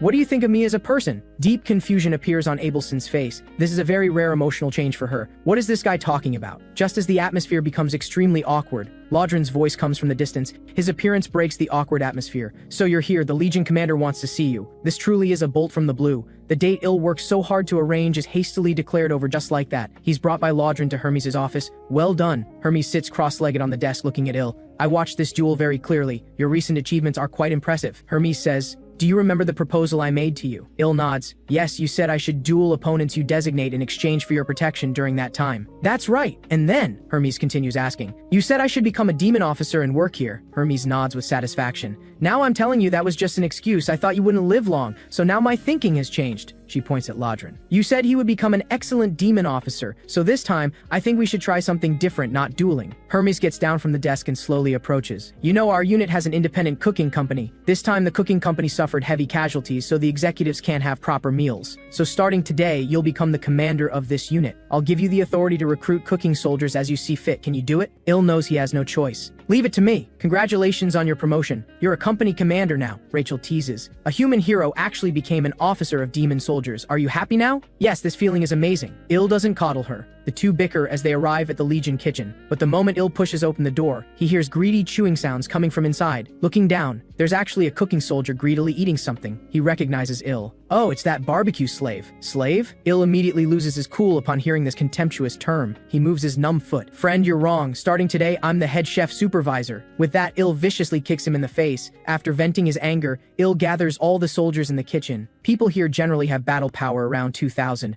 with the strongest at 30,500. Looking at them, Il immediately has a big question in his mind. Why are there so few kitchen soldiers now? Shouldn't there be 300 to 500 people? Now there aren't even 30? But Il also can't disobey Hermes' orders or he'll die on the spot. Il feigns composure. "Does anyone know who I am?" A cute one raises his hand. "You're all wrong. He's a tasty human." As soon as he finishes speaking, Il viciously kicks him into the wall. That's right, I'm a tasty human, you fool. Il pulls out the appointment letter. The commander appointed me as the head supervisor of the kitchen unit. From now on, you must treat me like royalty. And why there are so few people here now? A soldier raises his hand. They all went hunting and were killed by magical beasts. Hearing this, Il remains calm. The strongest chef Kol Khan was killed when facing the Taurus Queen. So it's normal that these remaining misfits can't beat wild monsters. Who's the strongest among you now? It's Garumu. Everyone points without hesitation at the person Il beat up earlier. Because his battle power is outstanding, Il appoints him as deputy kitchen supervisor. Alright, dismissed if there's nothing else. Il sits alone in the corner. He thinks the kitchen needs at least 200 people. Then there's only one way to do it. The next day at dawn, Il leaves the quarters with Popo. He already has a good method for recruiting soldiers in mind, using Popo to intimidate opponents. Either join the kitchen department or get eaten by Popo. Let's start with that. Il kicks a soldier straight in the face. With a power level of only 1931, this one seems manageable. Hey little mole, wanna join our kitchen department? What mole? The soldier looks around and points at himself. Yes mole, I'm talking to you. Il delivers another brutal kick. The mole guy sits down looking aggrieved. Why? You're hitting me without even hearing my answer? Il says, you're the first recruit today. It means you'll have higher status than those who join later. You can abuse your power or find someone to take the blame for you. Take the blame? The mole guy looks confused. With his limited intelligence, he can't think that far ahead. Yes, go bring all your friends. For every 10 people who join, I'll give you one subordinate. Il's plan seems perfect. He might soon build up a division's worth of troops. But what he doesn't expect is that the mole creature is a soldier from the independent battalion. This news quickly reaches the ears of the battalion commander, the demon Doris. Commander, we have a problem. Our battalion is running out of soldiers. Why? Doris elegantly picks up a handkerchief. Did they desert? Have the soldiers left en masse? He doesn't believe he's treated his soldiers badly enough to make them flee. They didn't flee. They've all been recruited as cooks. I see. Doris breathes a sigh of relief. He leans back in his chair. Recruiting kitchen soldiers is normal. I'll generously let it slide. Tell them to be more careful next time. Doris has no interest in dealing with this matter. No, we need to take this seriously, the soldier shouts with a tearful voice.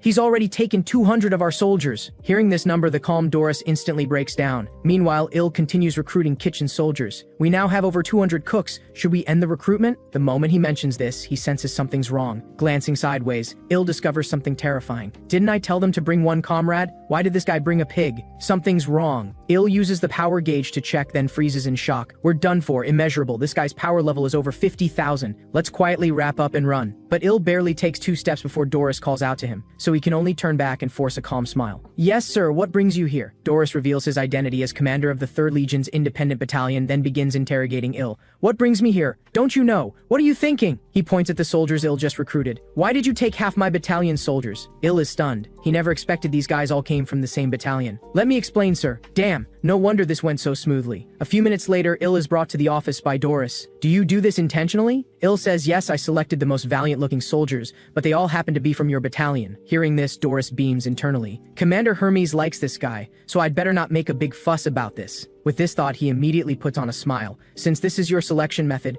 we can only comply. Is this really okay? Il is overjoyed, but he knows things won't be that simple. Sure enough, the next second, Doris speaks. But I have one condition. Take one more soldier from our battalion and we're good. Il suspects Doris wants to dump some useless fool on him. What? Are you unwilling? Seeing Il's delayed response, Doris's murderous intent begins to show. I'm just so happy. Il runs out of the office without looking back. Just introduce them to me later. Shortly after Il returns to his office, the door suddenly opens. A towering giant appears. His name is Azolu, a hybrid of ogre and half-orc. Il looks up and sees the opponent's power level is immeasurable. This guy looks stupid, but he's incredibly strong. I need to use him well. The next day, Il gathers all the kitchen soldiers again. Let me reintroduce myself. I am Popo's keeper and head chef. Next, Il announces his plan to reorganize the department. He prepares a roster and has them stand according to their positions on it. Il has discovered that while these beastmen have similar intelligence levels, their power levels vary drastically, so he categorizes them by power level, assigning the weaker ones to kitchen duty and taking the stronger ones hunting. A few minutes later, they form 2 lines as Il requested. On the right is the cooking squad, on the left is the combat squad. No objections, right? But the moment Il finishes speaking, a soldier raises his arm. I object! I want to hunt too! I want fresh meat! The speaker is an extremely short beastman. Il gives an awkward laugh, then crooks his finger. Come here. The skinny soldier, confused, slowly walks over.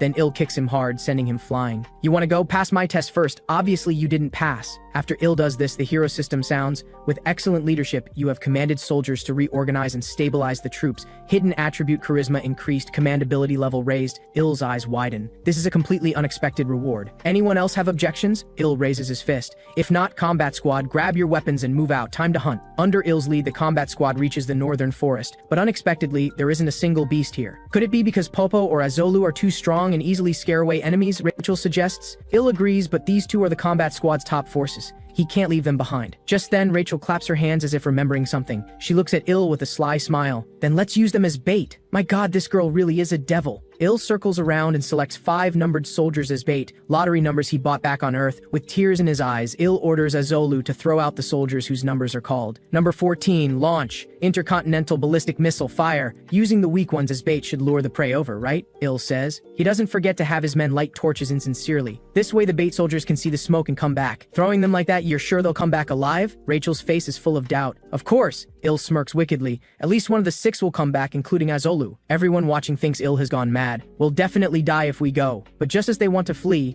they turn around to find Popo, who received the order, already waiting behind them. Despite looking troubled, Il is actually calm inside. Either obediently do as I say, or go play inside Popo's belly. Unsurprisingly, the poor soldiers all choose the first option. After all, possibly dying is better than certain death. Sure enough, after waiting a while, the bait soldiers bring back several beasts. Wait for the soldiers to handle them. I only need the final blow. Before Il finishes speaking, Azolu roars and charges forward, then swings his weapon and launches a fierce attack. What kind of power is this? Il is shocked. With just one strike, Azolu completely shatters the massive beast, and Popo does the same, instantly killing them too. How am I supposed to work with this? Not only did I miss the final blow, even the meat on the beast is completely shattered. When we come tomorrow, I'm absolutely not bringing these two. I'm leaving. See you all tomorrow. Shortly after returning to his quarters, Il heads to the kitchen. After building up his emotions, he angrily kicks the door open. Are you slacking off again? Is the food ready? The deputy head chef quickly runs over. We're working on it, but today's meat is a bit. Il's expression darkens. A craftsman doesn't complain about his tools. Yes, sir. I'll get right on it. Though he says this, Il knows well that with these cooks' skill level,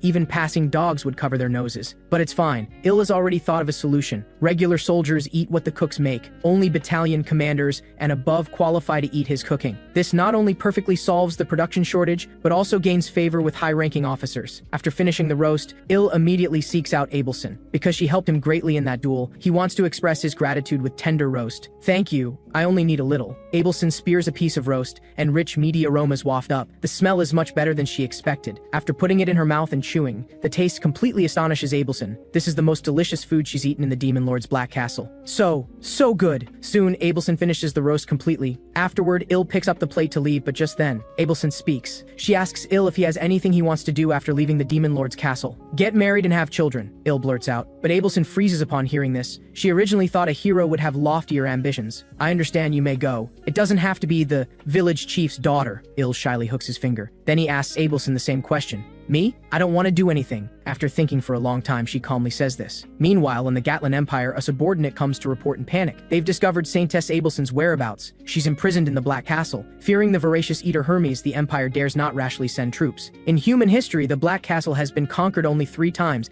and each time was because Hermes was absent. After pondering for a moment, the Pope comes up with a perfect solution. Summon our heroes. Send them as a secret rescue team. The next day, Il assembles soldiers early for hunting. But Abelson's words, I don't want to do anything, linger in his mind. Why would she think that way? With this question, Il begins today's hunt. After going deeper into the forest, he raises his hand to signal the team to stop, then orders all squad leaders to step forward. 10 squad leaders, 10 people total. They nervously glance at Il's expression. What's he planning today? Fortunately, Azolu isn't here, so he probably won't do that crazy thing of throwing soldiers into the forest. But today, Il is surprisingly generous, actually pulling out several large pieces of seasoned roast from his backpack. Everyone take a bite. What are you standing there for? I'm telling you to eat. If you don't, you'll go feed Popo. We'll eat. The squad leaders tearfully stuff the meat in their mouths. These burly men devour fist-sized chunks of meat in less than a minute. Head chef, what is this? It's so delicious. The squad leaders' eyes begin to moisten, tears dripping down. We really chose right joining the kitchen troops. Head chef is such a great person. We'll definitely work hard from now on. Give us another piece! The squad leaders shout excitedly, faces flushed. But Il raises his index finger and waves it gently. The gourmet experience is over. Now the game begins. Go capture beasts alive. The squad that captures the most will get the chance to dine with me today. Still standing there? Run. As Il's words fall, a life or death game for meat begins. To taste that aromatic roast again, the squad leaders all charge ahead.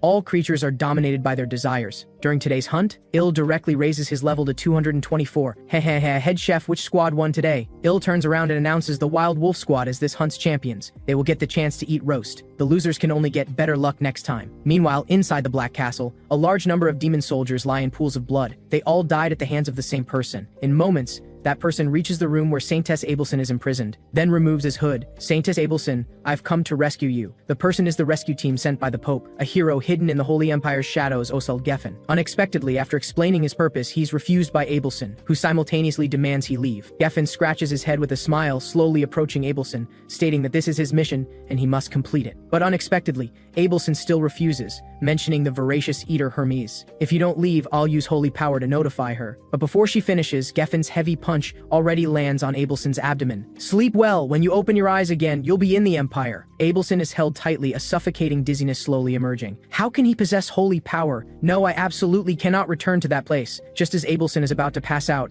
a sandbag-sized fist smashes hard into Geffen's face. Get your filthy hands off her, you bastard. It's ill. This punch uses nearly all his strength, but Geffen remains completely unmoved. A guy radiating dark magic? Interesting, though you look more human on the outside. Geffen sneers. Nice moves, but your magic power is far lacking. Before he finishes speaking, Il attacks again, a whirlwind carrying quite powerful magic. His movements far exceed Geffen's expectations. This makes Geffen interested in Il, wanting to bring him back to the Empire as well. Geffen blocks the attack and counterstrikes. The terrifying force makes blood gush from Il's mouth, and he loses consciousness on the spot. Did he die? Perhaps the instant rage caused Geffen's strength to go out of control. Rachel, hiding nearby, is instantly shocked seeing this. He took down my hero with one hit. I should probably go get Papo. After confirming Il isn't dead, Geffen pulls out a scroll from his pocket. This is a high-level holy magic scroll prepared just in case. But just then, an extremely imposing female voice suddenly sounds from behind. What's happening here? Do you need my help? It's Hermes. I didn't sense her presence at all. Geffen suppresses his shock and quickly turns. Voracious Eater Hermes. That title isn't very polite. Perhaps calling me Gourmet would be more appropriate.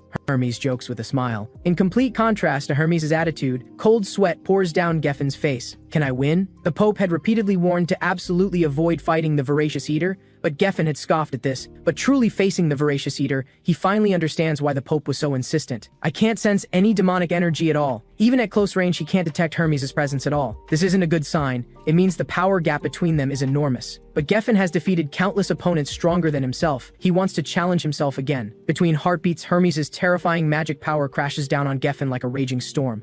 Don't panic, must focus and find the right moment to escape with the Saintess. Then while he's thinking, his brain suddenly feels dizzy. His arm has been severed. When did that happen? Geffen freezes instantly. Come, make this fun for me. Hermes opens her gaping maw. Geffen realizes he's completely lost. Forget escaping with the Saintess. Even his own survival is uncertain now. After confirming the mission's failure, he directly bites down and crushes the scroll in his mouth. Suddenly, a bright light flashes as the holy magic on the scroll activates. Such pure holy power would reduce ordinary demons or beasts to ash on contact. But Hermes, standing right there, merely furrows her brow slightly. Oh my, trying to escape? Won't you play with me a bit longer? In the blink of an eye, Geffen vanishes without a trace. His escape skills are quite good. Actually, Hermes deliberately let him go. If she truly wanted to kill, she could have killed Geffen thousands of times within a minute. Demons have appeared on the continent for over 500 years. Countless demons have come and gone in cycles. However, only two demons are exceptions: the Demon Lord and Hermes. They stand like towering mountains, unwavering. The Demon Lord almost never appears before others, but the Voracious Eater Hermes is entirely different. The ones killed this time are all Lodrin's minions. Lodrin will be upset. Time flies and soon it's the next day. Il undergoes Lodrin's training again. Your attack methods and way of casting magic remain the same as before. Too simple and direct. Your imagination is limited, so your movements appear monotonous and rigid. Lodrin points out Il's flaws, but then shifts tone.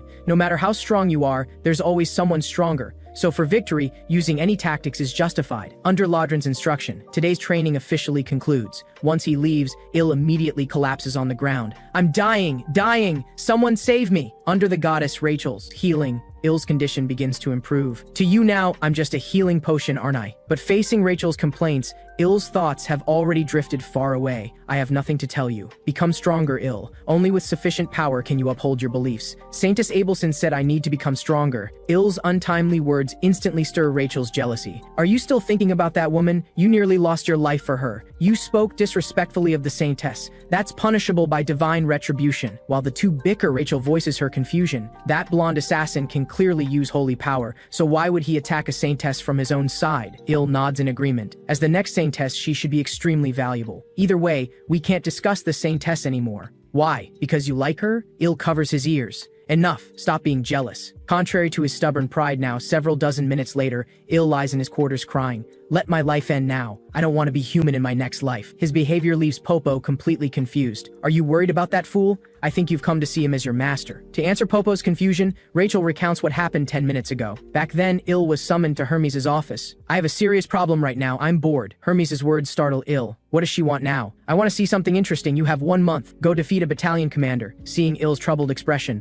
Hermes extends her finger, indicating that if he feels he can't do it, she can help him the same way she helped Kulkan. "Not at all necessary. I will perfectly execute your request." After explaining everything to Popo, Rachel doesn't forget to add, "Say goodbye to him, Popo. You won't see him soon." After saying this, she flies to Il's side. "Accept your fate. With your 9,000 power level, you think you can defeat a battalion commander? I'm already miserable. I don't mind dragging someone down with me," Il says, lying back on the table. Those who become battalion commanders generally have power levels exceeding 40,000. Turning to look at Popo below, whose power level has reached immeasurable heights, Il sighs. "If only you could fight in my place. But this battle is expected to be in duel form." Yes, that's right. Before finishing, Il seems to think of something. "A duel? No, Hermes didn't say this had to be a duel." After triple checking with Rachel, Il confirms Hermes didn't require a duel. "That means I can use any method to win: ambush, gang up, even bring Popo, or all three combined. Lure him out, then have Popo lead an ambush and gang up on him. Should I call you clever or cowardly?" Rachel shakes her head after hearing Il's plan. But now, a tricky problem faces them: how to lure the battalion commander out. However, this problem isn't a problem for Il. He just needs to select some ribs, add honey to draw out the blood, then slice some mushrooms. Of course, seasonings and garlic are essential, and water-spitting fish as garnish. Just put all these ingredients in the pot, simmer on low heat for 2 hours, then it burns. Damn it. But Il takes the opportunity to salvage the unburned parts, finally sprinkling some scallions. Perfect! With this delicacy, I'm sure no battalion commander can resist. In the camp on the other side, the peace-loving battalion commander Doris, as usual, leisurely enjoys his food. Having offloaded the troublemaker Azolu from his unit, he's finally achieved true peace. But just then, a subordinate reports, head chef Il requests an audience. Doris waves dismissively without thinking. Tell him returning Azolu is impossible. But facing Doris's instruction, the soldier shakes his head. No, he says he's here to express gratitude. He wants to personally cook for you. Hearing the word cook, Doris's eyes immediately widen. There's always been a rumor that Il's roast can even conquer Hermes' taste buds, so he quickly orders Il to enter. Shortly after the soldier withdraws, Il walks in carrying a large plate, and for ceremonial effect, he even holds a red rose in his mouth. "Lord Doris, long time no see." This scene makes Doris's face flush red, his heart pounding like a wild deer, but he quickly realizes something's off and forces himself to calm down. "I heard you're here to express gratitude?" "Yes. Thanks to your care a month ago, I was able to become head chef smoothly." Il places the plate before Doris. "But to express my gratitude to Lord Doris, I've carefully prepared this dish. I hope you'll enjoy it." Doris pays no attention to Il's words, his gaze already locked firmly on the dish on the table. "Wait, this aroma." Doris unceremoniously grabs a large rib,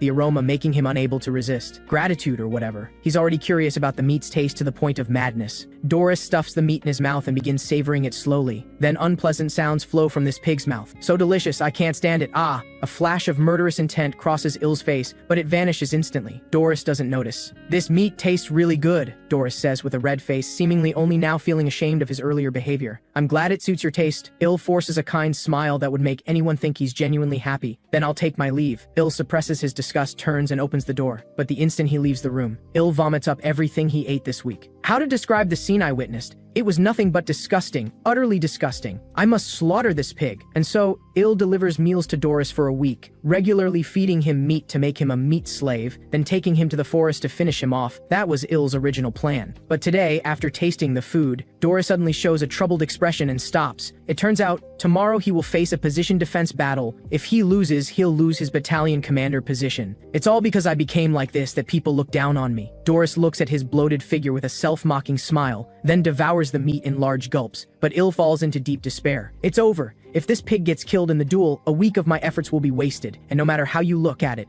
this pig can't possibly win the decisive battle. You should have managed your figure properly, you stupid pig." Il wants to grab Doris by the collar and roar, but just then Doris's voice suddenly sounds, "If you have time, I hope you'll come watch. You're my lucky charm." "Okay," Il nods, then silently prays in his heart, "Please, let the challenger be even worse than Doris." The next day, Il finishes his daily work with panda eyes and arrives at the dueling arena. Look on the bright side. Maybe that pig will suddenly awaken and become a super pig. But what super pig weighs over 800 pounds? Impossible! Il doesn't even believe his own self-consoling nonsense. Inside the arena, Doris takes a full half hour just to climb the stairs to the platform. But seeing Il in the stands, he feels everything he's done is meaningful. "My lucky charm, you finally came!" His opponent is a burly, robust demon with a deer head. Clearly, Il's prayers were disastrous. Soon at the referee's command, the duel begins. The deer-headed demon attacks first. His speed is extremely fast, but he stops the instant he hits Doris. Unexpectedly, Doris, who seems to have trouble even walking, has enough strength to firmly control his opponent. Next, he positions himself, then suddenly exerts force. The violent attack instantly shatters the entire dueling arena. Even Il, far away in the stands, is almost caught by the attack's aftershock. Il is certain this battle is over, and the victor is the demon Doris. After the duel ends, Il returns to his quarters. Having witnessed Doris's true power, he's certain that Popo alone cannot defeat Doris. Therefore, Il modifies his plan. He needs to find stronger creatures deep in the hunting forest to jointly strike Doris, like the Taurus Queen, for example. Thanks to these cooking soldiers' hard work, Il is able to understand this area's situation.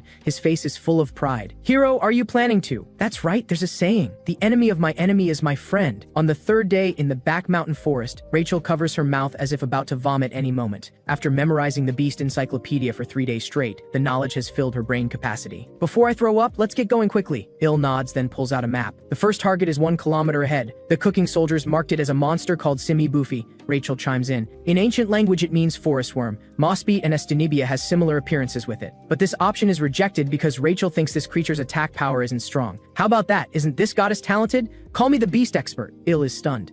Yes, you're not only talented but also very wise." That said, empty-headed guys do learn fast. Soon enough, Il gathers all the kitchen soldiers. He studies the map carefully, and one location catches his eye, marked as covered in steel-like scales, dragon-shaped appearance. But Rachel says there are many types of dragons, and these descriptions can't determine which kind. Il thinks dragons have the strongest attack power, so he decides to check it out himself. Arriving at the dragon's territory, Il issues today's mission to the kitchen soldiers. "We're cleaning this place out. No need to catch them alive. Hunt on sight, eat on sight." Il's decision excites the kitchen soldiers like never before. Whoa, the head chef finally came to his senses. "We can eat fresh meat till we're stuffed. Meat! I want meat." Soon they slaughter a large number of beasts here. Contrary to the kitchen soldiers' excitement, Il appears restless at this moment. Why hasn't the beast lord shown up yet? Logically speaking, with so many small ones dead, the big one should appear by now, right? So to avoid wasting an entire day, Il decides to take things further, ordering the kitchen soldiers to start fires and roast all these beasts on the spot. Sure enough, shortly after the barbecue begins, the ground suddenly starts trembling. At the same time, Il's eyes light up. Is it coming? Though he doesn't know what it is, he senses something massive approaching. Before long, a beast crashes through the trees and appears, its eyes blood red, standing at a terrifying 5 meters tall, with a dragon-like head and entire body covered in black scales. Il immediately puts on his power gauge. Power immeasurable. Immeasurable. Perfect, the power level qualifies. Rachel tells Il this is a beast called Nidrake, whose combat power rivals that of a battalion commander. A giant dragon appeared. Run. The cooking soldiers scatter in panic. But Il smirks at this moment. "We can defeat Doris. Everyone, I'll take the lead." With that, Il bolts away at full speed. Meanwhile, Lodrin is summoned to Hermes' office. "What has Il been up to lately?" Lodrin replies that he's doing the same as always, carrying out his duties as head chef. Hermes finds this unusual. Il has been behaving too peacefully lately. "Don't tell me, Lodrin, you taught him some incredible technique again?" "No, we're just doing routine training." Hermes then asks what the odds are of Il defeating a battalion commander, and Lodrin answers 0, though Il has been peaceful lately. Lodrin has also noticed something strange. "I heard he's been getting quite close to Doris recently." "You mean that pig?" Hermes looks puzzled. He says he can defeat a battalion commander, yet now he's getting so close to one. What is he thinking? How interesting. Let's wait and see. Over the following days, Il repeatedly prepares delicious dishes for Doris. "This is absolutely delicious. Thank you for providing the barbecue today too." After devouring 50 plates of barbecue, Doris lets out a little burp. At that moment, Il deliberately sighs with difficulty. This strange behavior immediately catches Doris's attention. "What's wrong? Did something happen?" Il's eyes glisten with tears. "It's nothing, just that something happened in our kitchen department. This might be the last time I can bring you a meal." Doris jumped to his feet. What? What happened? Il waves his hands. "Commander Hermes wants to taste special beast meat, but this beast is too powerful. We still couldn't capture it." This statement shocks Doris. He can't fathom what beast could be that powerful. Marble pattern beast? What's that? I've never heard of it. But it's perfectly normal that Doris hasn't heard of it, because Il just made it up on the spot. This concerns life and death. I wouldn't lie about this. Seeing Il's predicament, Doris offers to lend him 200 soldiers, but Il refuses. He believes the soldiers are too weak. No matter how many are sent, they'd just be throwing their lives away. However, if our great Lord Doris were to personally step in, perhaps this trouble would be resolved. And if you do this, I'll make sure Commander Hermes knows of Lord Doris's contribution. Just imagining that after success, the commander might cup his handsome face and praise him. Doris gets excited instantly. Will it really be like that? Seeing Doris waver, Il quickly repeats that he'll definitely inform the commander, which finally gets him to agree. "All right then, I'll help you. After all, we're friends." "Really? You agreed?" A meaningful smile crosses Il's lowered face. "Thank you, my lord." Rising at dawn the next day, Il leads a large force to the forest. Today is the decisive battle day, codenamed Pig Hunt Operation. Therefore, he specially brings along the strongest fighters among the cooking soldiers, Popo and Azulu. Though there's still time before Hermes' deadline, they decide to act early. Il heads toward Doris's troops, and soon both sides meet up, then proceed together toward the forest. Not only does Doris come, he even brings all the soldiers from his battalion, showing how seriously he takes this matter. But this isn't good news for Il. This is way too much, over 500 soldiers. Of course, Nidrake, you're no coward either, right? Il can only console himself this way. After advancing into the forest depths for who knows how long, the earth suddenly begins shaking violently. Il gulps nervously. That's the one! It's coming! Good, time to stretch these muscles. Doris stretches and jumps down from the carriage. At the same time, Nidrake crashes through the forest trees and reveals itself, its roar echoing across the entire land. Nidrake's strange cry makes Doris frown. So that's the beast called the marble-patterned beast? But I feel like I've seen it somewhere before. Then Doris, lost in thought. Il quickly interrupts his thoughts. Don't all beasts look pretty much the same? Ha ha ha, I suppose so. Fortunately, Doris is easily convinced by Il. Then I'll handle this guy. You must report my contribution to the commander. With that, Doris charges forward alone. Of course, I'll personally report everything in detail to the commander. Il's lips curl slightly upward. Soon, Doris and Nidrake engage in battle, and each time Doris clashes with Nidrake, earth-shattering booms erupt, the ground cracks and rocks shatter. My lord hero, when do we make our move? At this rate, that pig will really take down Nidrake, Rachel whispers from within Il's arms. But Il's eyes widen in surprise. He never expected Doris would make such a decision, sacrificing the battalion, soldiers to absorb Nidrake's attacks while keeping himself virtually unscathed. But just as the battle reaches its peak, a soldier suddenly rushes over in a frantic panic, shouting loudly that another beast is attacking. This completely disrupts Il's plan. Isn't this Nidrake's territory? According to natural law, beasts generally don't invade each other's domains. Before long, the ground splits open, and a giant worm-like beast bursts forth. That's Simi Boofy! Rachel recognizes the beast instantly and shouts, "Why did that thing suddenly appear?" Il roars. However, the appearing beast isn't the last one. Beasts dominating various parts of the forest keep showing up one after another. This is completely beyond the plan. Knowing he's outmatched, Doris immediately issues a retreat order to the soldiers. Meanwhile, Rachel grows tense. My lord hero, what do we do? We can't let Doris leave here. Il knows this all too well. If Doris leaves, the one who dies will definitely be himself. He takes desperate deep breaths to steady his emotions, then slowly utters a few words. Lodron combat technique first form. Ah, what are you talking about right now? Doris looks completely confused, but in less than 1 second, Il's heavy punch already slams into Doris's abdomen. Cancel that order, we absolutely cannot retreat. Il suddenly raises his voice. Everyone, fight bravely, we have no way back. Only those who survive are qualified to attend the victory feast. His booming voice drowns out the chaotic forest. Meanwhile, the struck Doris falls into thought. When are demons most enraged? When beaten black and blue? No. Or when defeated in a command succession battle? Still no. It's when betrayed by insect like humans. He showed him kindness, yet he dares betray him. Doris rages to the point of nearly losing his sanity, wanting nothing more than to rush up and tear Il to shreds. Il! Crimson light bursts from Doris's eyes, with only one thought left in his mind.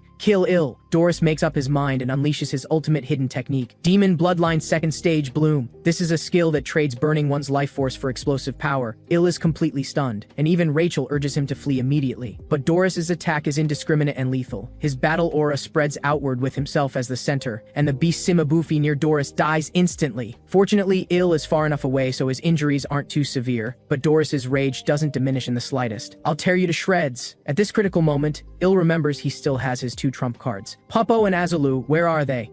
Rachel looks worried. They seem to have been dragged into Simabufi's burrow. Hearing this news, Il feels utterly hopeless, which means he must defeat Doris alone. An almost impossible feat. However, at that moment, Doris's trembling body suddenly coughs twice, with blood flowing from the corner of his mouth. This makes Il instantly realize that Doris's devastating technique apparently comes with extremely severe side effects. So Il immediately takes off running. Rachel, quickly tell me what beasts are nearby. 11 o'clock direction. If you keep going, you'll reach the ogre habitat. Ogres are very strong creatures, with combat power generally above 30,000. However, for Doris currently in the Bloom of Blossom second stage form, they're like roadside trash, swatted away with ease. Just like that, one runs and one chases, the situation lasting about 10 minutes. Doris gradually loses patience, so he stops in his tracks and unleashes the 3rd stage of Bloom of Blossom. Instantly, waves of immense power flow endlessly from within his body. But at that moment, Doris's heart suddenly sends out a sharp pain, accompanied by violent coughing, with mouthfuls of fresh blood continuously pouring from his mouth. Rachel can sense that the demon energy within him is rapidly depleting. What's happening? Have I already reached my limit? I must have exhausted too much stamina during the chase. Realizing the situation is dire, Doris immediately turns and runs. Hey, where are you going, buddy? Just you wait. Once I recover my strength, you're dead. Perhaps his stamina is too depleted. Doris only runs a few steps before Il catches up. You can't escape. Il clenches his fist, gathering all his mana into it. Lodron combat technique 7th form, destruction shockwave. But to his surprise, even though severely overextended, Doris still catches his strongest attack. Both sides' mana continuously collides in the air, as if it could tear the earth apart the next second. But at that moment, an unknown force intervenes in the clash, instantly sending Il flying. Damn it, what's going on? Not understanding, he quickly looks up to observe, only to see Doris clinging to Hermes' leg begging for mercy. Please save me, Commander. But what responds to him is the intense demonic power bursting from Hermes. Shut up, Doris. Just how stupid are you to be beaten this badly by a mere human? Doris immediately falls silent. Taking advantage of their stunned moment, Il dashes forward in one swift move, just as we agreed. At this moment, I have successfully defeated a battalion commander. The instant his words fall, Il's kick slams hard into the back of Doris's head. Saying he defeated a battalion commander isn't wrong. Hermes' enormous lips split horizontally. Heh heh heh heh. How fascinating. Laughter bursts forth uncontrollably. In the office, Hermes questions, I told you to defeat a battalion commander, and this is the method you used? I've exhausted every method I could think of, but I didn't expect to turn the troops into such chaos. After hearing Il's explanation, Hermes bursts out laughing. What on earth goes through your head to reach such conclusions? I'd love to crack it open and see. Il freezes upon hearing this. Please restrain your curiosity. I would be most grateful. Hermes feels Il is exploiting a loophole in her words, but considering this is the first time, she grudgingly acknowledges that Il completed the mission. I don't like this. Don't let it happen again. Il can only nod like a submissive underling. Yes, my lord. Thank you very much. Returning to Popo's residence, Il collapses on the floor. Phew! I really thought I was going to die. Today was utterly exhausting. Every moment felt like walking on thin ice. By the way, what was that enhancement form Doris used? It seems to be a martial skill unique to the demon race. We might ask that Minotaur about it. Hearing their conversation, Popo, who is resting at home, pokes out its head and calls out tentatively. All right. Popo worked hard too. I'm sorry I couldn't take better care of you. After hearing this, Popo chirps energetically, seemingly indicating it's fine. Aw, so cute. Il keeps stroking Popo's head. Speaking of which, I do feel a bit bad about Doris. He treated me pretty well, yet I deceived him in the end. Really? You don't look the least bit guilty to me. Rachel's eyes narrow to slits. No, I'm sorry. Truly sorry. Il covers his face with both hands, but his upturned lips show through. Hey, you're smiling right now, aren't you? Take your hands away. After defeating Doris, Il jumps all the way to level 420, and his combat power reaches a terrifying 13,936 points. Excellent! Let's keep this momentum and push forward. Let's celebrate with a drink. Rachel brings over a large mug of beer. Let's toast to taking down Doris. 3 days later at dawn, Il arrives at the training grounds early, even half an hour before Lodron. You're here, Lodron. Yes, congratulations on defeating Doris. Thank you. Il slowly walks over, taking the opportunity to ask, Lodron, do you know about Battle Aura? Lodron closes his eyes, then nods. Though the timing is a bit early, if it's you, it should be fine. Actually, Lodron had originally planned to teach Battle Aura much later, as it's quite dangerous. Lodron says, Battle Aura includes tangible Battle Aura that follows specific technique patterns and intangible Battle Aura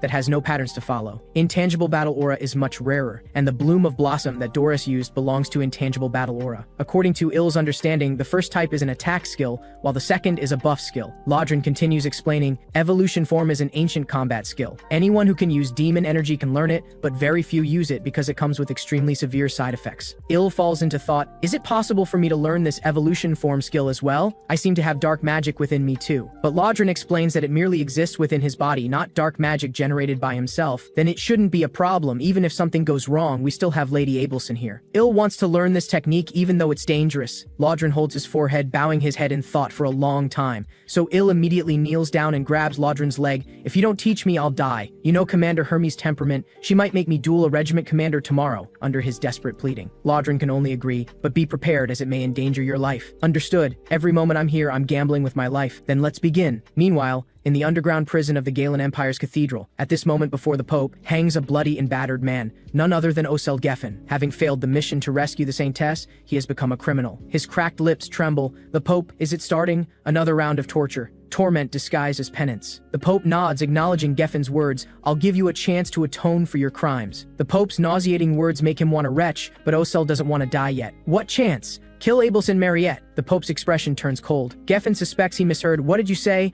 Why? This makes no sense. Kill the candidate Saintess? What do you gain from this? The Pope doesn't answer, only telling him the reason need not be known. Geffen shakes his head. I can't accept this mission. The glutton in the Black Castle, that's not someone I can handle. Hearing this, the Pope's stern expression instantly softens. Don't worry, we'll act when the glutton is away. Additionally, I'll dispatch 3 knights to assist you, so this time you must succeed, Geffen. On the path to glory, failure absolutely cannot be tolerated. On the other side, after using evolution form, Il collapses on the ground. Fortunately, Lodrin calls for Abelson. Are you both insane, making a human practice combat technique specifically designed for demons? Il said he felt fine, and over time, the demon energy remaining in his body would decrease. Abelson stares at Lodrin with a dangerous look. Are you a cleric? When you're not an expert yourself, how can you determine something is safe? If left untreated, Il's survival rate is less than 1%. Previously, she wrapped and sealed the demon energy within him, but now it has all been released. In this situation, Abelson has only one method: to fully fuse the demonic power within Il's body with his flesh. This is completely different from the previous situation where demonic power merely lingered within. It's a fundamental transformation of the human species that shouldn't be possible by normal logic. I will use holy power to suppress the demon energy, then spread it widely and evenly, adjusting the concentration in each part until it's within a range his body can accept. Is this really possible? Lodrin's expression turns grave. I'm not sure either, there's no precedent. There's also a possibility that the demon energy will resist the holy power and become violent, but regardless, we have no choice but to at least try. As her words fall, a dazzling golden light instantly illuminates the surroundings, and holy power surging from Abelson's body begins seeping into Il's. 3 days later, Il groans and opens his eyes. What happened to me? Before he can even get up, Popo and Rachel rush over. You're awake, you finally woke up. Our hero finally woke up. Rachel stares intently at Il. My lord hero, are you alright? I'm fine. Il answers in a weak voice. His memory stops at learning evolution form, but his body doesn't seem abnormal. Il checks while opening his status screen. Just as I thought. What he feared most has happened. The box symbol that suddenly appeared on his status screen not long ago has now changed to demon energy. I'm really done for now. Rachel, is it possible for a hero to possess demon energy? Shortly after Il wakes up, Hermes and Lodrin also arrive upon hearing the news. I told you he'd wake up, didn't I? Hermes hears the entire story from Lodrin and finds it fascinating. You attempted to convert demon energy into human power? With such an interesting idea, why didn't you tell me about it? Hermes' voice suddenly drops. It seems there's a reason humans call her Saintess. To keep you alive under such circumstances, how about I give you a little help? In an instant, Hermes' mouth slowly splits open, and she approaches step by step with a smile, releasing her magic power. Just as Il tries to retreat, massive amounts of magic power flood into his body. In excruciating pain, his consciousness gradually fades. Don't worry, Lodrin, he'll be fine. It's alright, just sleep it off, you should feel honored. With this inexplicable statement, Il's consciousness cuts out completely. The demon lord summoned me, I need to go. Lodrin, I have something to entrust to you. In the blink of an eye, 3 days have passed since Hermes left, and the collapsed Il fortunately recovers quickly, all thanks to Abelson's efforts. During these days, she's been taking meticulous care of Il. Thank you, Lady Abelson. No need to thank me. It was your willpower that helped you through. Abelson suddenly says quietly, you are my only hope. This statement leaves Il confused, but Abelson refuses to say more. Today's treatment is finished. I must go. Lady Abelson, why does she keep suddenly saying these strange things? Just how much is she hiding from me? After Abelson leaves, Il immediately finds Lodrin and requests to continue training. Are you sure it's okay? Lodrin looks at Il with concern. Lady Abelson also said as long as I don't mobilize magic power, it's fine. Listening to Il's words, Lodrin's thoughts have already wandered far away. It's been 3 days since Commander Hermes left. This meeting held at the Demon Lord's castle is an annual event, but for some reason I have a bad feeling about it this year. Lodrin? Lodrin? Only after Il's repeated calls does he snap back. You've been really busy these days, haven't you? Because you shoulder all the responsibilities of the Legion commander. Is there anything I can help you with? Lodrin shakes his head. It's fine. The commander will be back soon anyway, so don't worry about me. Focus on taking care of yourself. Hearing these touching words, Il immediately bows deeply. Yes, sir, I understand. Looking at his beaming face, Lodrin has another thought. Il has indeed grown stronger, though he himself doesn't seem to have noticed yet. Is this evolution from his body adapting to demon energy? Perhaps Il's body is growing stronger as it adapts to the demonic power. Just as he's contemplating the reason for this growth, Lodrin's expression suddenly freezes. This is holy power. In the Demon Army 3rd Legion headquarters Black Giant Star, Lodrin actually senses holy power. Though candidate Saintess Abelson is indeed stationed here, what he senses now is definitely not Abelson's power. Someone is hiding holy power, therefore. If Lodrin weren't exceptionally sensitive to holy power, he probably wouldn't notice the anomaly at all. Looks like trouble's brewing. Il says, what trouble? No time to explain, stay here. Leaving Il standing there dumbfounded, Lodrin hurries off in a certain direction. Perhaps to keep their movements hidden, the invaders are advancing slowly. The infiltration is going quite smoothly. Is it because the glutton isn't here, Geffen? Unlike the knight's relaxed state, Geffen is quite grave this time. Keep it down. The glutton may not be here, but another monster exists in this castle, called the Red Nightmare. Just as he finishes speaking, the arriving Lodrin successfully intercepts them. The invaders are 4 humans wearing black hoods, clearly stunned when they see Lodrin suddenly appear. He's the Red Nightmare! This guy's demonic power is extraordinary! Everyone be careful! The leading Geffen immediately issues combat orders to the squad. Lucas, Nell, go find Saintess Abelson. Orca, you and I will face the Red Nightmare together. Looking at those eyes, Lodrin frowned. That guy is at least division commander level. Oseld Geffen can sense division commander-level magic power from him. The target is probably to rescue Abelson. Since they bear such an important mission, they must have brought the most elite forces, and the remaining 3 are at least company commander level. Honestly, Oseld Geffen alone is difficult enough to handle. But fortunately at this moment, Ill's voice comes from behind. Lodrin, this looks quite serious, so I rushed over too. Though Lodrin outwardly says, didn't I tell you to stay put and wait for me, inwardly he's actually full of gratitude. Listen, Ill, their target is the Saintess. As Lodrin speaks, he removes his necklace and tosses it to him. Take the Saintess and flee immediately. Use this necklace as proof to summon the senior officers of our unit. Understood. Ill nods without hesitation. At the same time, the human side also begins to move. Geffen and Lodrin engage in fierce combat. Stop that guy, if this gets out of hand, it'll be troublesome. 2 knights immediately chase after Ill. Without the commander's orders, you absolutely cannot take the Saintess. At this moment, Lodrin swings his fist toward the ground. Lodrin combat technique 7th form, explosion shockwave. The instant his fist contacts the ground flips and heaves. Thanks to Lodrin's help, Ill successfully escapes and rushes straight to Abelson's room. At this moment, the hero system suddenly pops up. Evil villains are attempting to kill Abelson Mariette. As the hero, you have a duty to protect this candidate Saintess. Objective: protect Abelson Mariette. Reward 1,000 hero points. Evil villains attempting to kill Abelson Mariette. This statement seems bizarre. That group is most likely a rescue team sent by the Holy Galen Empire, so aren't they the righteous side? And the reward is too generous. The bounty is actually as high as 1,000 hero points. Ill shakes his head to clear his distracting thoughts and bursts into the Saintess's room. Humans have broken in again. It's the same ones as last time. We need to flee quickly. Since Ill holds Lodrin's necklace in his hand, the Minotaurs guarding the Saintess don't obstruct him. The invaders are here. We will stop anyone from entering. Human, take the Saintess and run quickly. The situation is urgent, so Ill scoops Abelson up in his arms. Please forgive my rudeness. Demon Army 3rd Legion Headquarters Conference Room, where Commander Roigel is currently holding a meeting with officers. Currently, 2 commanders are stationed at the Black Castle, and each commander oversees 5 battalion commanders. Because Doris died in battle, only 9 battalion commanders remain. During the meeting, a goblin suddenly reports an emergency. Emergency! A human carrying Lodrin's necklace has arrived here. He says humans attacked the castle because they're hunting the Saintess. What's going on? Not understanding, Roigel comes out to meet Ill. This commander's appearance is indistinguishable from humans. Ill has seen him before. He's the high-ranking demon who appeared during Doris's commander selection battle. Explain to me in detail what happened. Ill takes out Lodrin's necklace and tells everything that just happened. After hearing this, Roigel looks utterly perplexed. Humans want to kill the Saintess? How is that possible? However, the very next second, as if hearing something, he shouts loudly for everyone to get out of the way. Sure enough, 2 black shadows suddenly descend from above. Their target points directly at the Saintess, though Roigel immediately casts action restraint, attempting to bind the attackers. The distance is too far. He can't make it in time. Just as the hero quest described, this group's purpose isn't to rescue Abelson, but to kill Abelson. Sharp blades whistle toward them with momentum to pierce through anything. Lodrin combat technique 7th form, explosion shockwave. At this critical moment, Ill successfully strikes the attackers. I will protect Lady Abelson.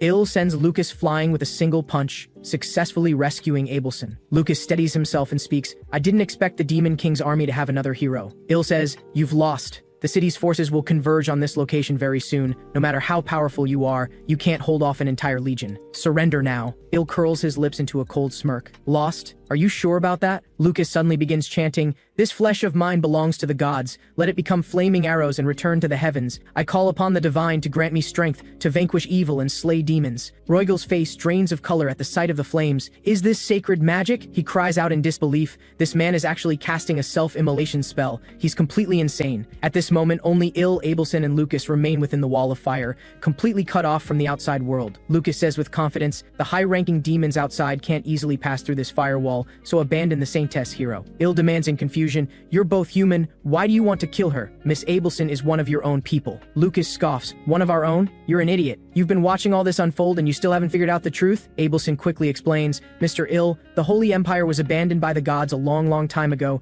She chokes up, what they want is an obedient puppet. Whether that puppet is the true Saintess doesn't matter to them at all. Lucas says impatiently, I'll give you 10 seconds to decide whether to surrender. Ill thinks to himself, how long can I last against this guy in a straight fight? There's only one thing I can do. So Ill lets his demonic energy surge through his body. Multiform first stage bloom, officially activated. Abelson shouts in panic, Mr. Ill, you can't use demonic energy. Your body won't be able to take it. Ill's eyes are steady and resolute, I don't have a choice. If this keeps up, we're all dead. In an instant, his demonic energy spikes even higher. Multiform second stage full bloom forcibly activated. Lodrin's warning echoes in Ill's mind. Multiform has 3 stages: bloom, full bloom, and fallen petal. Never skip ahead to the next stage. If you do, it's a death sentence. Ill says silently to himself, I'm truly sorry, Lord Lodrin, but let me push myself just one more time. Ill's heart pounds wildly, as though it could burst at any moment. Rachel sees this and cries out in panic, "Sir Hero, have you lost your mind? You can't use multiform." Soon, Ill's demonic energy erupts completely. Multiform third stage, fallen petal, successfully activated. Feeling the full force of this power, Ill gives a direct order, "Rachel, keep boosting me. Don't stop. Now then, here I come." Ill charges forward with a swing of his fist, and his knuckles crash hard against Lucas's sword. Lucas says, "Your power will be spent within minutes. All I have to do is wait, and victory is mine." Ill surges with force, and forces Lucas's sword aside with sheer strength. Lucas is stunned. Ill just pushed back that sword with his bare wrist. This is insane.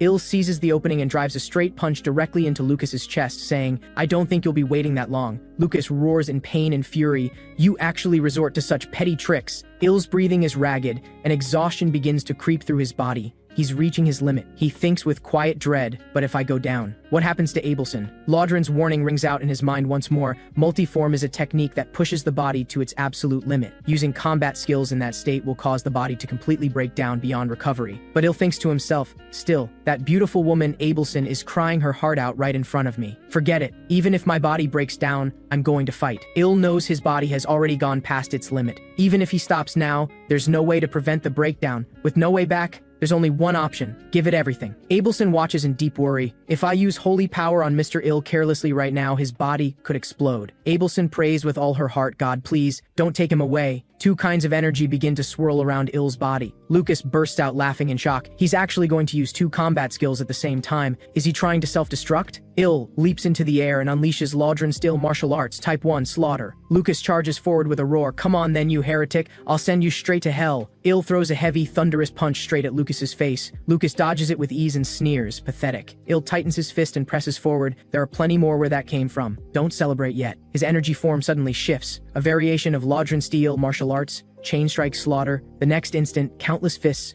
rain down on Lucas like a storm, cutting off every possible escape. Lucas is horrified. Ill isn't just using two combat skills at once, he's actually changing the form of the technique with a thunderous crash. Lucas is slammed hard into the ground. Ill's strength is completely spent. His consciousness fades, and he collapses in exhaustion. Abelson cries out and rushes over to catch him. She says, "Mr. Ill, hold on just a little longer. I'll heal you right now." But Lucas suddenly wrenches himself upright. "You're still underestimating me. Your very existence defies logic. You'll become a threat to the Empire. I'm going to kill you here and now." But the very next second, a massive hand grabs him by the face. Laudron arrives, his voice heavy with guilt. "I'm sorry. I'm late, Ill." And with those words, Laudron exerts his force and kills Lucas in an instant. He tosses Lucas's body aside, gazes down at Ill, and murmurs. So he used combat skills in the end after all. He looks toward Ill and asks, "Saintess, can you save him?" Abelson gives a firm nod. "I will do absolutely everything I can. Please don't die, Mr. Ill." On the other side of things, in the break room of the Demon King's castle, Hermes stares at a pastry in size. "These snacks are nothing special." Someone says impatiently, "Stop being so picky. Just eat what you're given." This person is none other than Pak Hyone, the commander of the Demon Army's 4th Legion and a former hero. Hermes says,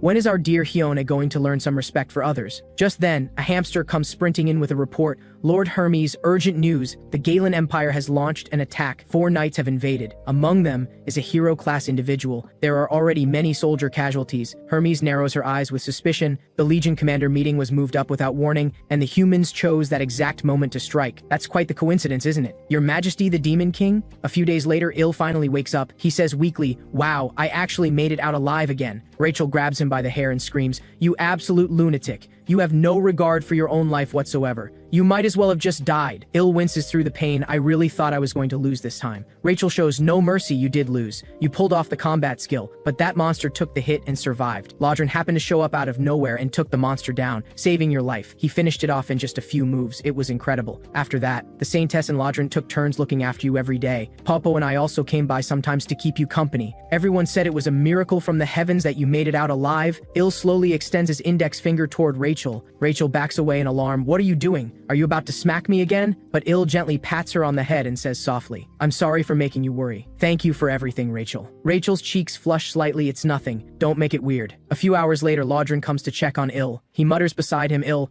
don't you dare pull something like that ever again." Il sighs, please, I beg you. I've heard enough already. Hermes, holding Popo, chimes in, honestly, same. You've made your point. I'm sick of hearing it too. Il changes the subject. Speaking of which, Commander, how did the meeting go? Hermes waves it off. My little ones back at headquarters got completely beaten up. Do you think I had any headspace for a meeting? So I came straight back. Il's jaw drops. Wait, you just walked out on the meeting on your own? Hermes says, the Demon King seems a little upset about it, but it's fine, no big deal. A chill runs through Il and Lodrin simultaneously. For some reason, the thought of the Demon King's anger is genuinely terrifying. Hermes then shifts her tone, but that's not the important thing right now. There's something far more interesting to talk about. I did plant demonic energy inside you, yes. But the fact that a mere mid-level captain of a human is able to use it so freely? Il, you truly are a fascinating human. A few more hours later, Hermes and Lodrin leave Popo's home. On the way back, Hermes smiles. Congratulations, Lodrin. You defeated a hero-class human all by yourself. Isn't it about time you left this place behind and climbed to a higher position? Lodrin scratches the back of his head. Thank you for the kind words, but the time isn't right yet. Hermes says, why not? Is there something holding you back? Lodrin answers earnestly, partly because I want to see how Il grows,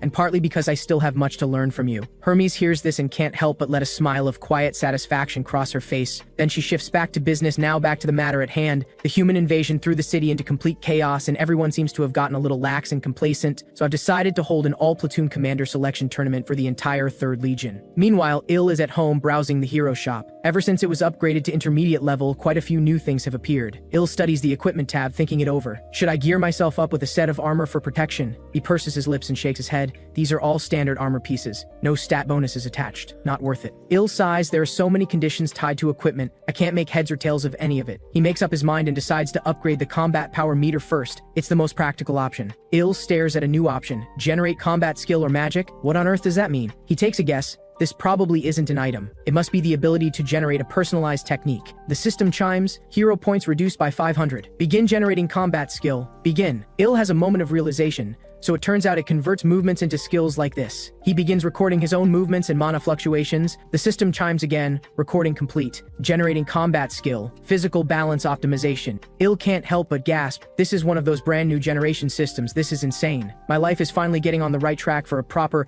isekai protagonist arc. The system suddenly blares an alarm. Warning. Combat skill generation failed. Please use this system correctly. Il is instantly speechless. I literally followed the instructions. Why is it still not working? Rachel pipes up beside him. It probably can't detect someone who uses demonic energy to game the system. That's a you problem. Il's rage ignites. He smacks Rachel and sends her flying. I'm already furious, and you're just going to sit there and crack jokes? If the hero shop isn't going to work, I'll find someone else to help. So at Lodrin's training ground, Il drops to his knees with a thud. Master, please help me, Lodrin says in a low, steady voice. You mean you want to develop your own personal combat skill? Il nods eagerly. Yes, I really need this. Lodrin nods in agreement. Fine, I'll give you a hand. It just so happens that I'm going to train you today. He turns and starts walking. Come on, let's train. And so begins day after day of training, and even more training, until finally Il is so exhausted he can barely move. But at last, he completes his very own personalized combat skill. The system chimes. Ding! Congratulations on completing a hero quest. Il's class quasi-hero is now at level 461. Il shouts with excitement, my very own combat skill is finally born. Lodrin Steel Martial Arts Variation Grand Noble. The day of the selection tournament arrives. The host Jacker takes the stage to lay out the rules. This selection tournament consists of 3 separate mini-competitions. These events will be conducted in a completely different style from conventional commander tier tactical battles. He begins counting down, 1 hour from now. The highly anticipated first competition is about to begin, and the name of that competition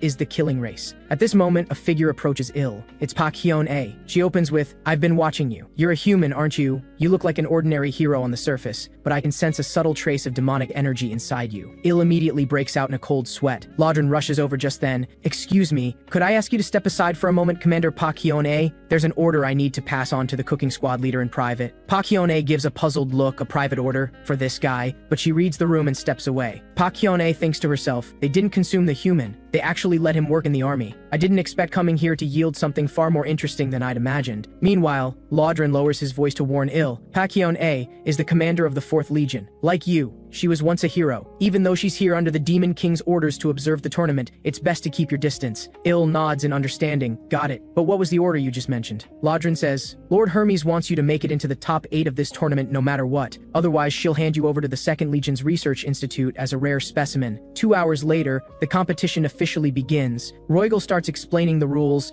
The first event is a simple race. There are no restrictions whatsoever. Even if you accidentally kill a competitor along the way, there are no consequences. The goat demon Hogat laughs coldly. You heard that? Even if you accidentally kill someone, you won't be held responsible. When the race begins, the goblins immediately break into a sprint. Il also takes off at full speed, moving so fast he leaves the other demons in the dust. Just then, a flying demon calls out mockingly, "Look at you idiots who can't even fly!" The flying demon then activates a skill. A burst of energy projectile shoots straight toward Il. Il shouts, "Rachel, barrier, activate defense, block that attack." Hogat suddenly materializes and begins charging up. "I can't believe you've actually stayed alive until now. Then die already." And with that, its energy-charged fist swings at Il, only to be blocked by Rachel. In an instant, Hogat brings out its trump card, condensing a massive ball of energy. Then it scatters the energy ball outward. Countless tiny orbs of light rain down on Il from above, and he deflects them with ease. Il thinks to himself, spreading it out makes each individual hit weaker. That thing is such an idiot. But then Hogat suddenly shouts, "It's a human! The human attacked us!" Il seethes with fury. He actually has the nerve to frame me. Sure enough, the goblins come swarming in, threatening to kill Il. Hogat immediately bolts toward the front. Anyone who runs slow is worthless. Il curses at the retreating Hogat with rage. "You filthy goat.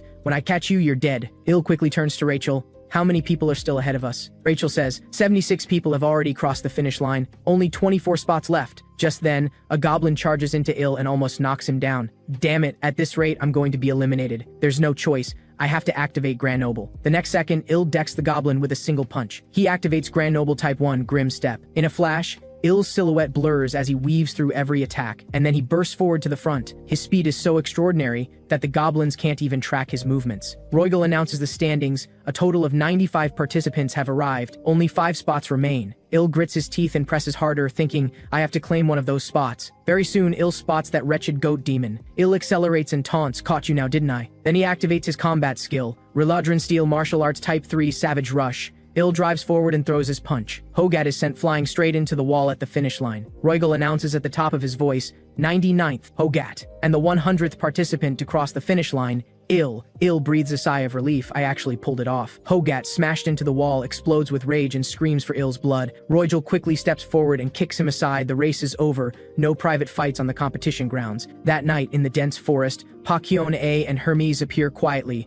Hermes gazes at the shadow ahead and chuckles softly. "Long time no see, Montan." A towering figure steps forward. Montan responds respectfully, "It has been 97 years, 3 months and 11 days, Lady Hermes. What would you have me do?" Montan confirms the mission details, "So all I need to do is steal the flags from every competitor?" Hermes says, "That's right, but don't take all of them. If someone shows real promise, let them keep theirs." Pakiana teases, "Letting people off easy? Don't tell me you're going soft." Hermes says, "Soft? 4th Legion Commander. Do you ever wonder why demons keep losing to humans?" Without waiting for Pakiana to answer, she gives the answer herself, "Because our way of fighting is completely inflexible. Demons, no matter what the situation, want to solve everything through brute force, but humans are different. When a fight isn't in their favor, they don't meet it head on. They devise cunning strategies and find ways to close the power gap. That is exactly why the Demon King's army keeps losing to humans who are far weaker than us." Hermes gives Pakyeon a playful jab, 4th Legion Commander, "You really should read more books." The rules for the second round are quickly announced. Random teams of 4 are formed, and after 48 hours, the top 10 teams with the most flags advance. The team assignments are revealed. Team 9 consists of Hogat, Ichiguli, Pedishan, and Il. Hogat reads the roster and lets out a gloating laugh. "Rotten human, your luck just ran out." The very instant he finishes gloating, a sharp clang of metal rings out. The massive and imposing Montan appears in response, heading straight for Team 9 to claim their flag. Hogat sizes Montan up. "What are you, some kind of golden goblin?" Il urgently tries to stop him. "Don't charge in," but Hogat ignores the warning and rushes straight at Montan. His teammates surge forward as well, determined to take Montan's flag. The next second, Montan launches his attack, and the teammates are sent flying through the air, completely helpless. Montan successfully seizes Team 9's flag. With only 1 minute left in the competition, Il says, "Everyone, move on my signal." Il calls out the signal, "Goat Magic Attack." Hogat immediately charges up an energy ball and hurls it at Montan, aiming to restrict his movement. Il shouts immediately after, "Ishiguli, your turn." Ishiguli, in eagle form, immediately dives toward Montan. Ishiguli thrusts forward with a razor-sharp beak. Montan smirks. A pincer attack? This is actually the first time he's seen a team think tactically. The next second, Montan deflects Ichiguli's strike with ease and grabs Ichiguli by the throat with one hand, leaving Ichiguli completely immobilized. Montan says dismissively, "Your attacks are far too slow, and the demonic energy in all of you is laughably thin." At that very moment, Il spots the opening and charges in with a shout. Right now, centipede! The centipede bursts up from beneath Montan's feet and coils around his legs. Il activates Grand Noble Type 1, Grim Step, and races toward Montan at full speed, going for the flag, just as he's about to grab it. Montan snatches Il's face with one hand, and simultaneously pins the centipede down underfoot, pressing it into the ground. Montan asks with genuine curiosity, "You used a power I've never seen before. What was that purple light just now?" Il glances at the countdown, his anxiety surging. "Damn it, we're almost out of time. There's no other option." His eyes fill with resolve. "You want to know? Then take this." Il activates Mana Burst. The shockwave slams into Montan. Montan takes the hit and releases his grip. In the final second, Il collapses to the ground, finally breaking free from Montan's hold. He suddenly calls out, "Hey, look behind you." It turns out Hogat had used the chaos to slip around behind Montan and steal the flag off his body. Il bursts out laughing. Everything went according to plan. Il smirks. "Running into you was a real pain," and with that, he gives Montan the middle finger. Afterward, Montan reports back to Hermes. The human actually mixed demonic energy and mana together. He has never seen that before. He gives an objective assessment. Il has talent, adapts on the fly, has real courage, and never acts recklessly. Hermes takes this in. "We need a fresh wind. This human might just be the one." On the other side of things, inside the Holy Empire, the Pope receives word of Geffin's failure and heaves a sigh. His subordinate Aeland asks how they should handle the saint going forward. The Pope says coldly, no matter how much the people revere her, she's still just a princess from a minor kingdom. He issues the order, Abelson is no longer a candidate for the next saintess. Issue a public announcement. Immediately, declare to everyone that she is a heretic who has colluded with the Demon King's army. The Pope then asks, what new nonsense has the glutton been up to? Aeland replies, she's revamped the unit's command structure and is currently holding a competition to select new officers. The Pope flips through the documents. Is there any way to disrupt this plan? Aeland responds, I sought assistance from the Demon King, but was refused. He has no interest in deepening his hostility toward the glutton. The Pope suggests, deploying our legendary warrior Lord Chinli might be enough to match the glutton. Aeland says with concern, but the defector, Pak Hyun-A, is currently in Black Castle. Hyun-A is also a legendary class warrior. Dealing with both of them at once would be extremely difficult. The Pope muses aloud upon hearing this. The defector is in Black Castle right now. Could the Demon King be considering an alliance with the glutton? Aeland suggests, perhaps we should call off this operation. The Pope cuts him off. Aeland, have you forgotten how our order in the Empire divided the continent and built it into the great power it is today? It was through the necessary evil of the demon race. Because evil exists, the good that stands against it shines all the brighter. That radiance becomes the faith of the common people, and faith becomes national power. That is why we have always kept the Demon King close and fabricated a state of perpetual war. Aeland suddenly remembers something. Our new spy has reported that the venue for the next competition has changed. The event will take place in Inaimosit, the forest of magic beasts. It's some distance from Black Castle. It seems even the heavens are on our side. So the Pope immediately gives the order, then gather the heroes, and use this opportunity to put them to the test. Meanwhile, Il is checking his hero panel. He is pleasantly surprised to discover he now has 5 skills. His command rank has also gone up. Now at sea, Rachel teases him, you're really walking the path of a demon army officer now, aren't you? Il asks, is there any item that can instantly double my stats? Pak Hyun-A suddenly appears out of nowhere. At your level, there is absolutely no chance you'd come across something like that. Stop dreaming. Il immediately jumps back several feet in shock. The 4th Legion commander? What are you doing here? Pak Hyun-A furrows her brow. You're so loud. Tell me honestly, how many hero points do you have? Il answers 300. Shop level is intermediate. Pak Hyun-A snorts, you're completely useless. Il asks out of curiosity, if it were you, what would you buy from the shop at this level? Pak Hyun-A raises an eyebrow, trying to leech knowledge off me. I'll help you, but you have to answer every question I ask. Il immediately nods. Yes. Pak Hyun-A offers her advice. You already have a combat skill, so upgrade your shop level and buy the subspace. Il searches the shop and says, deflated subspace doesn't appear until the next shop upgrade? Pak Hyun-A plants her hands on her hips. Now it's my turn to ask questions. First, you're a hero, aren't you? Il nods. Somehow I ended up becoming one. Second, why are you in the Demon King's army? Il sweats nervously. I kind of stumbled my way in. Third, how are you able to use both demonic energy and mana at the same time? Il says, it just sort of happened. Pak Hyun-A says, so you somehow became a hero, stumbled into the Demon King's army, and just happened to figure out how to mix demonic energy and mana. Il keeps nodding. That's right. Pak Hyun-A says, you need to be taught a lesson. And without another word, she sends him flying with a kick. Shortly after, Pak Hyun-A sits on top of Il and asks, do you want to join the 4th Legion? I'll train you personally. Il refuses without hesitation, no. Pak Hyun-A immediately adds 50 more kilograms of rocks and asks, Then why are you staying here? What exactly are you after? Il struggles to get the words out. For starters,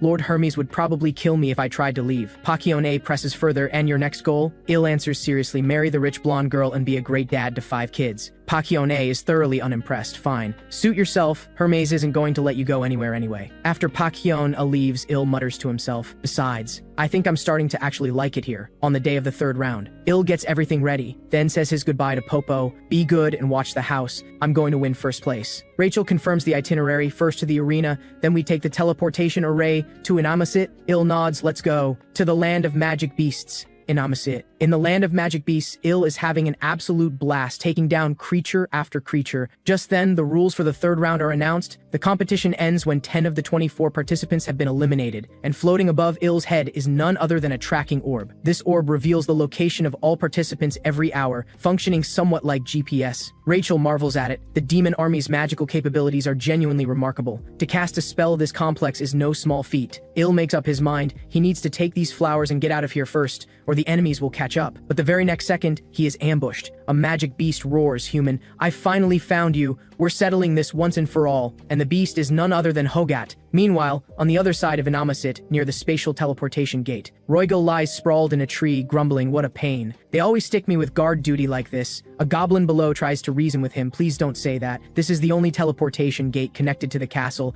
If it goes down, we're in serious trouble. Roygal sighs, I know, but who would ever come all the way out to this middle of nowhere place? Then he senses something. Roygal sits upright in an instant, on full alert. There's a presence. Who's there? He thinks quietly. Is it a group of humans out hunting magic beasts? Roygal considers attacking without thinking will just give away our position. This place is vast. The odds of them finding us are extremely slim. He decides to hold off for now. Back on the other side, Hogat, despite having just been thoroughly beaten, is still as cocky as ever. Human, tremble before me and beg for mercy. Il says flatly, I'm going to take care of you first. You talk way too much. Hogat quickly prostrates himself. If you kill me, I promise you'll regret it. Il raises an eyebrow, unimpressed. Regret what exactly? Hogat scrambles to come up with something. I know something extremely important. Il's interest is piqued, oh. And what would that be? Hogat shouts, the demon race has united to take you, the human, out first. Il laughs. Then where is everyone else? Why are you here all by yourself? Hogat is flustered and scrambling for an answer. The very next second, a mob of goblins comes charging in. Lord Hogat, we found the human. Let's kill him. Inside the Black Castle training grounds, Hermes and Pakione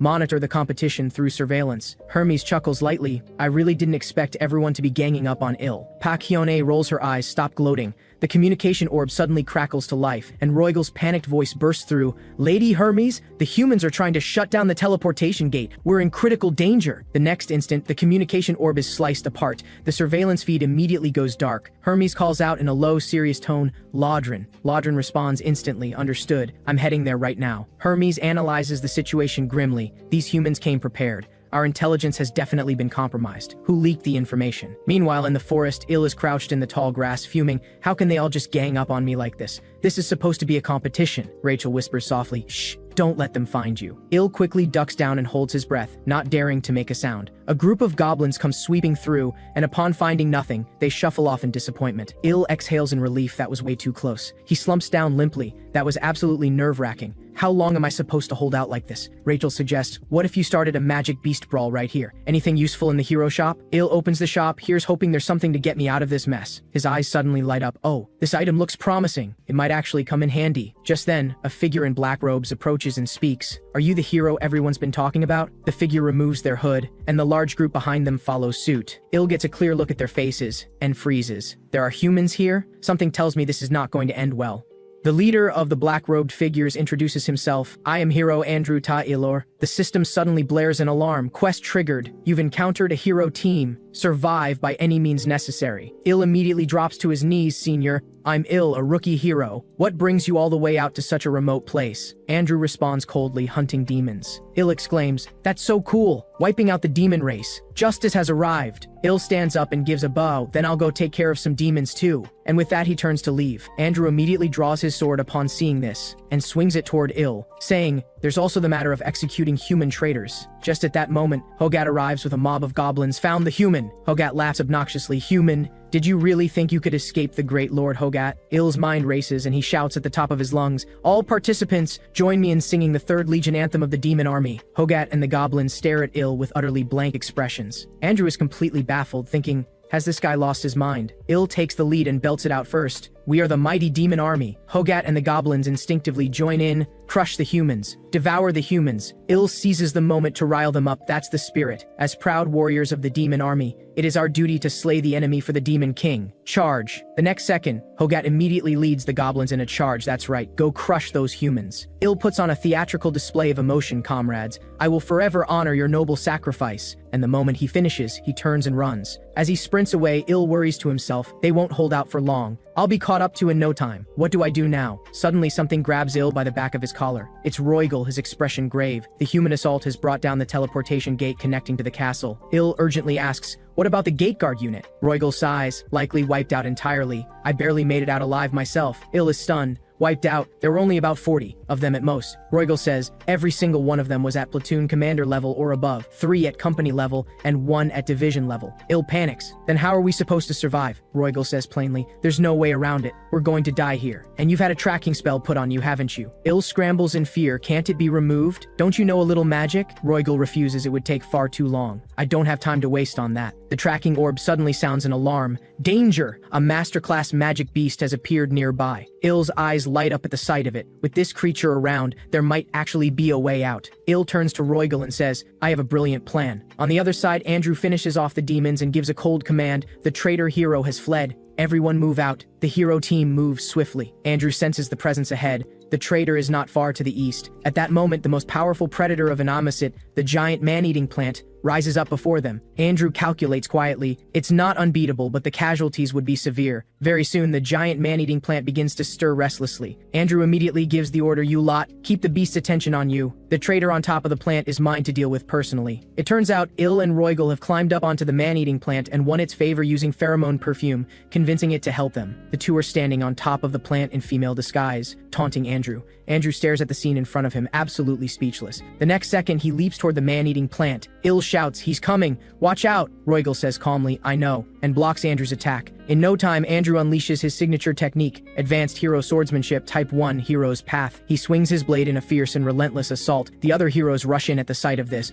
all piling onto Roygal with their attacks. Il reacts instantly, kicking the charging heroes away one after another. He shouts to Roygal, I'll handle the small fry according to plan. Please hold on just a little longer. Andrew sneers, so your battle plan was just to buy time all along? Roygal says nothing extra, just lets out a cold grunt and keeps deflecting the attacks. Andrew roars with fury, how long are you going to keep hiding, you shameless coward? Roygal dodges and parries while quietly marveling, so this is human strategy, despicable as it is. But it should buy us a considerable amount of time. On the other side, the heroes Il kicked away slowly clamber back to their feet. They begin muttering to themselves, kill the traitor, those are the orders. And then they charge at Il screaming. The heroes slash relentlessly, their sword strikes razor sharp and carrying a bone-chilling killing intent. Il thinks with alarm, these guys are strong. If that blade catches me, I'll be split clean in two. But their movements are so rigid and mechanical, completely inflexible. There's no psychological warfare at play whatsoever. They just swing like machines. Il makes the first move, driving his foot into the hero's ankle and throwing off his rhythm. He follows up immediately by lifting his leg and slamming it into the hero's neck, restricting his movement. When the hero staggers forward with his head down, Il kicks him hard in the back of the skull. After they all go down, Il remarks, that actually worked? Are these guys really human? Il's face suddenly goes pale. Maintaining multi-form for too long has nearly drained him of all his stamina. The system chimes, demonic energy technique,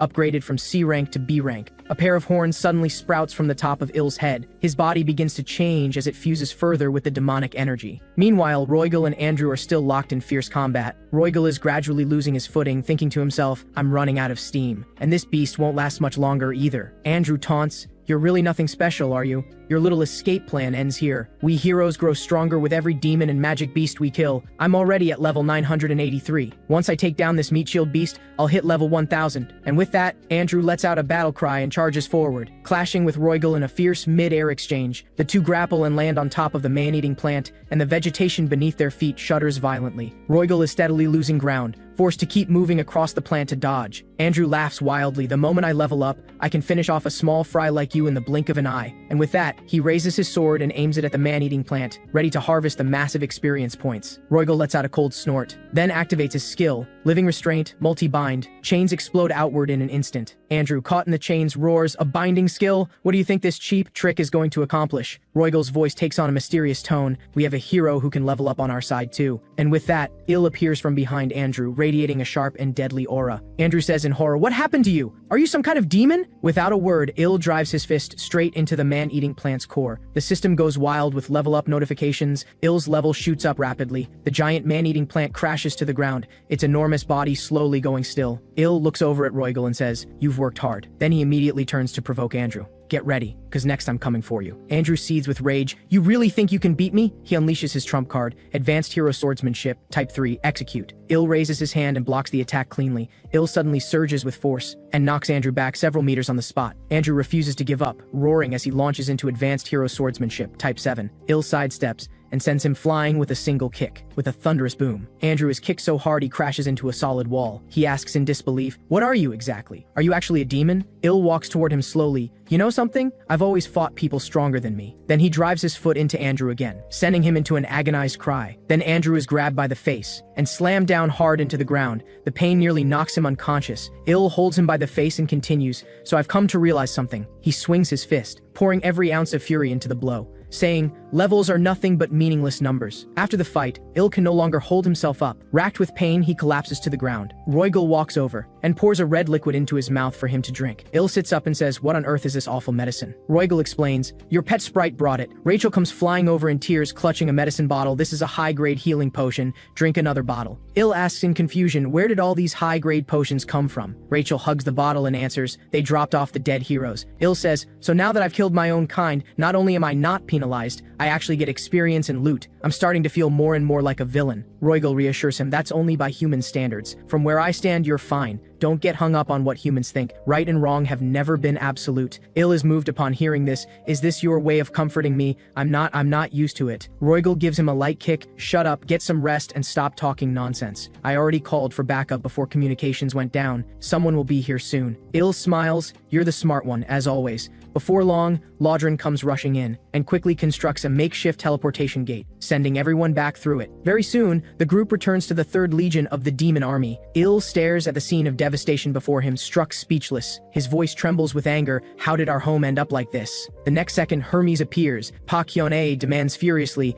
"Are you done being angry yet? You know the truth perfectly well. I am not a traitor." Hermes begins charging up with a cold smirk. "Whether you're a traitor or not is beside the point. The point is, I'm furious right now, and anyone who stands on the Demon King's side is getting no mercy from me." Pak Hyun charges up in kind. Two massive forces collide. A figure suddenly appears and throws itself between them, absorbing both attacks by sheer force. The newcomer says in a deep, commanding voice, "Lord Hermes, the Demon King has issued an order. Please stand down immediately and do not act rashly." This person is the 5th Legion commander and chief of the Minotaur clan, Osgaze. Hermes chuckles lightly. My, what brought you all the way out here? How could the Demon King have sent you in advance?" Then it dawns on her. That woman was a decoy. The Demon King had someone else keeping watch on me all along. Osgaze says without expression, "You are reading too much into things, Lord Hermes." Hermes gives a self-deprecating laugh. "Perhaps I am. I was out of line. I shouldn't doubt the Demon King. I got locked away for 100 years because I saved Lotark, and you think that was all my fault too, don't you?" And with those words, a powerful surge of energy erupts around Hermes once more. Lodrin rushes over urgently. "Lord Hermes,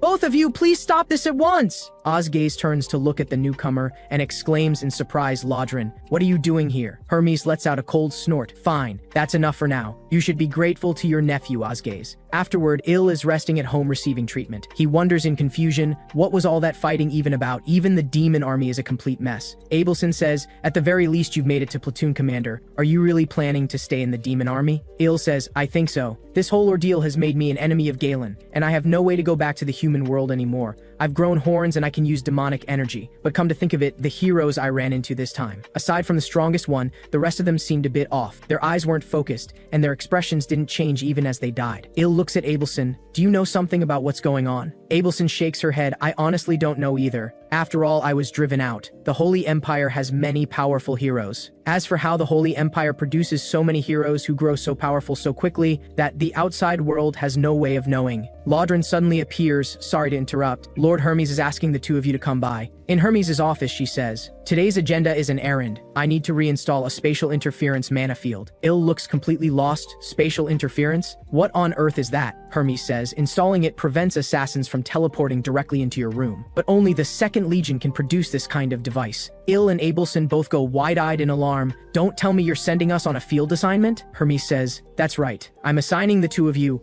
One is my courier and the other is attending physician. I protect you from humans, so you can earn your keep for a change. That said, I will assign you a capable guide to accompany you. In the Demon King's council chamber, the Demon King says, Lotark isn't attending today either. Osgaze says, Lotark has never attended an emergency meeting. Dorichugus clicks his tongue. I don't care if he shows up or not, he is just annoying. Pacquiona snorts coldly. He'd only talk nonsense if he were here anyway. Let's just begin. And so the Demon King speaks in a grave tone. The meeting is called to order. The room falls immediately silent. His expression is stern. Today's matter concerns 3rd Legion Commander Hermes. Hermes organized a large-scale event without filing a report. The humans exploited the lapse in security to launch an invasion, resulting in the deaths of a significant number of soldiers and the loss of many of our top-tier talents and combat strength. Andrew steps forward to deliver the report. 97 confirmed dead, over 100 critically wounded. The Demon King continues after hearing this. Furthermore, Hermes launched an unprovoked attack on the 4th Legion commander. This is a violation of the rule requiring mutual authorization before Legion commanders may engage in combat with one another. This meeting will determine the appropriate punishment for Hermes. If anyone has an objection, speak now. Hermes raises her hand. I have an objection. The attack happened because someone leaked our intelligence to the humans. As for attacking Pacquiona, that was because I mistakenly believed she was a traitor. The Demon King's gaze turns icy.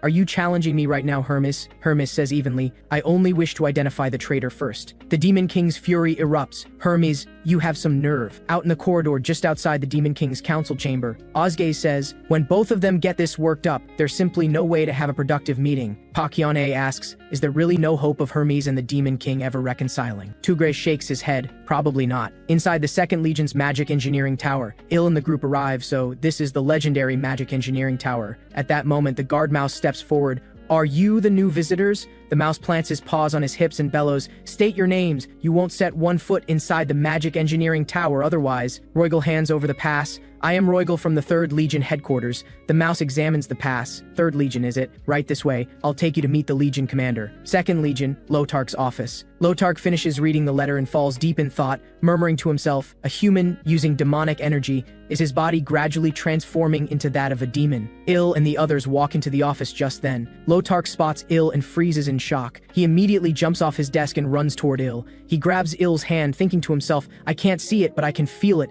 The demonic energy in this human is extraordinarily dense. He immediately begins probing intensely. Il lets out a pained grunt. The grip is unbearable. His legs give out beneath him. Lotark nods with satisfaction. Excellent. You are progressing exceptionally well. But do you know something? You are about to die. If things continue as they are, you will not survive beyond 3 months. Your body is becoming more and more like that of a demon, and it has reached a dangerous point. Up until now, only harmless parts of you have been affected, and that was purely a matter of luck. Before long, the demonic energy will begin corroding your internal organs. Your kidneys and liver will start to fail. And if your heart or lungs are corroded, you will suffocate and die outright. Il says in horror, you're lying, aren't you? I'm perfectly fine right now. Lotark produces a sheet of paper directly. This is the demonic covenant. Neither party is permitted to break the oath. The covenant states that Lotark will treat Il, but in return, Il must cooperate with his experiments and is not permitted to object. Il is stunned. This is basically a contract of servitude. Abelson also shouts in outrage, what kind of contract is this? I'll treat you myself, Il. Do not sign that. Lotark mocks her. How arrogant. Holy power and demonic energy are in conflict. It works for now, but not forever. The 3 months Il has left are already the result of your holy power doing what it can. Il, make your decision quickly. In the 2nd Legion's male dormitory, Rachel is crying, Lord Hero is on borrowed time, and now they want him to sign a contract of servitude too. Il is equally troubled and downcast. Is there any way to accept treatment but refuse the experiments? Roygal suggests, should we contact Lord Hermes and ask her to step in on your behalf? Hermes holds the 2nd highest seat in the demon army. She can keep Lotark in check. So Il and Roygal go back to Lotark to negotiate and bring out a communication crystal orb to contact Hermes through it. The orb activates and Hermes' voice comes through. It's me. Lotark, how have you been? Lotark replies hastily. It's been a long time, Lord Hermes. What can I do for you? Hermes says, nothing much.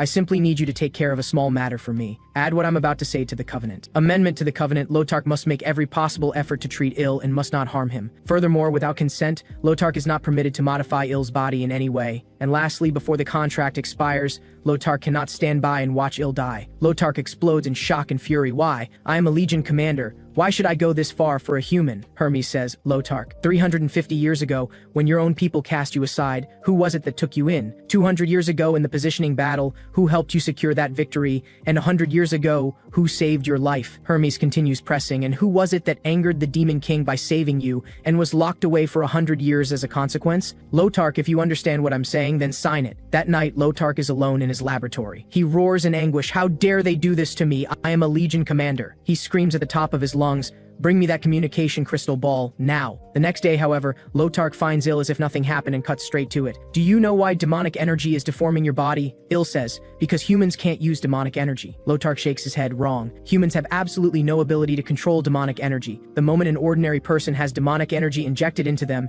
every part of their body explodes. What happened to you was a fluke. The demonic energy only took root in a small portion of your body. The physical changes are the demonic energy consolidating its own living environment. Il quickly asks, is there really no way to stop the changes from continuing? Lotark says, the changes cannot be stopped, but we can alter the direction they go. I intend to transplant body parts from demons or magic beasts onto you. Il's face fills with rejection. If I refuse, am I just left to wait for death? Lotark answers, that's correct, but you don't need to worry too much. I will preserve your appearance and your organs. In the 2nd Legion's indoor training grounds, Lotark orders Il to demonstrate the Grand Noble skill. Il takes a deep breath and gets ready, then executes the skill. Lotark watches with wonder, making use of the conflicting mana energies to amplify power, a truly heaven-sent gift. Lotark then orders next, activate multiform. Let me observe its effects. Il channels his power upon hearing this, and a pair of jet black horns instantly sprouts from his head. Lotark stares at the horns and thinks quietly to himself. These horns effectively protect his internal organs. Il is extraordinarily fortunate. Inside, Lotark is screaming, I want so badly to study him. What a shame that Hermes is in the way. Lotark fantasizes, if only I could mass produce him as a chimera. Il asks with curiosity at this point, Lord Lotark, what comes after multiform? Lotark snaps back to reality. That's all for today. Starting tomorrow, I will begin restoring your body and abilities. After that, Il begins an unending cycle of training. Day after day of grueling, high-intensity sessions push his body to the breaking point, and even after training ends, he is subjected to repeated experiments as a test subject. Il's mind and body are both pushed to the very edge. Il collapses on the experiment table and wails, I'm dying! Lotark cuts him off, stop being dramatic. Your body and combat skills are significantly more stable. You can go rest now. After Il drags his exhausted body out of the room, Lotark takes out the communication crystal orb. He speaks into it, it's about time you gave me an answer on the proposal I made last time. A voice comes through from the other end. Your proposal? You mean a joint attack on the 3rd Legion? Pak Hyun-A says with confusion, I don't understand. Isn't Hermes your benefactor? Lotark's tone turns cold, she is no longer my benefactor. We parted ways long ago. Stop wasting time. Just tell me whether you're joining the alliance or not. Pak Hyun-A says, puzzled, even if you two don't get along, why not just go your separate ways? Why do you need to attack her? Lotark smirks coldly, that was the arrangement before, but now Hermes has something valuable in her possession. No matter how strong Hermes is, she can't stand up against 2 Legion commanders. Work with me. Pak Hyun-A thinks it over for a moment and agrees, when you've got a plan ready, let me know. Lotark says with satisfaction, good. I'll be in touch in a few days to discuss the details. And every word of this conversation is overheard by Rachel, who has been hiding behind a cookie tin the whole time. She rushes back to the dormitory and relays everything she heard to Hermes. Hermes raises an eyebrow. I already suspected as much. Is that all you came to tell me? Il says, not just that, I'm caught between 2 Legion commanders and sooner or later, it's going to get me killed. What do you think I should actually do right now? Hermes thinks for a moment. I have an idea, one that's guaranteed to give Lotark a real headache. Il asks in confusion, so what exactly am I supposed to do? Hermes says calmly, hurt yourself. Il. She watches his stunned expression and says, I can see you're shocked, but I mean it. Il looks thoroughly baffled. What does any of this have to do with me hurting myself? Hermes explains, Lotark has a prized reserve of concentrated demonic essence. Drink it and absorb it into your body. Il panics, if I drink that, won't it kill me? Hermes reassures him, don't worry, Lotark is an exceptional physician and even I can vouch for that. Because of the covenant, he is not allowed to stand by and watch you die.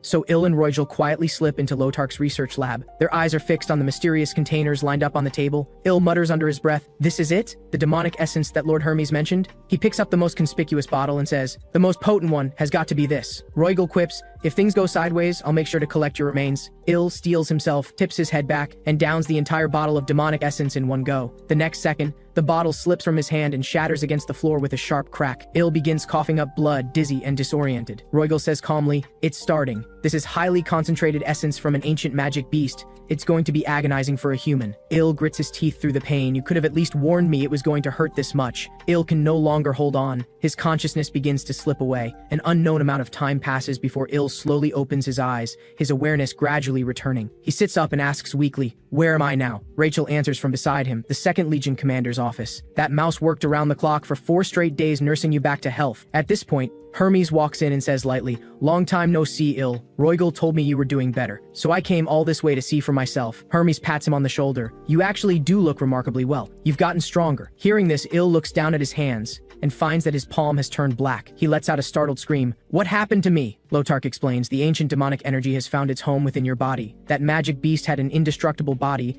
and so its traits have now manifested in you." Hermes teases, "Oh, how envious. So you've been hiding something good from me this whole time." Lotark hears this, pulls out the covenant, and says, "The treatment is complete. Let's call the covenant void." Hermes agrees. After all, the contract was only valid until treatment was finished. Hermes raises a finger, and the covenant scroll is reduced to ash in an instant. Lotark stares at Hermes and says, "This is something you will come to deeply regret." Hermes raises an eyebrow and smiles lightly. "Is that so? Are you sure the one who ends up regretting it will be me? I look forward to seeing what you choose to do next, Lotark." After the group leaves, the 2nd Legion's stronghold is a flurry of activity as the mouse soldiers busily haul equipment. The head mouse gives the command at the top of his voice, "Everyone arm yourselves. Prepare for battle." Very soon, a mouse soldier comes running in to report, "Legion Commander, everything is ready." Lotark gives the order, "Then we march. Target, Black Castle. Retrieve the human test subject that Hermes has taken from us." Meanwhile, at Laudren's private training grounds, Il is pressing on with his high-intensity training. He throws a powerful punch. Laudren raises his hand and deflects it with ease. Il doesn't let up, striking again and again, his blows growing sharper and more intense. Then he draws a deep breath, gathers every ounce of power in his body,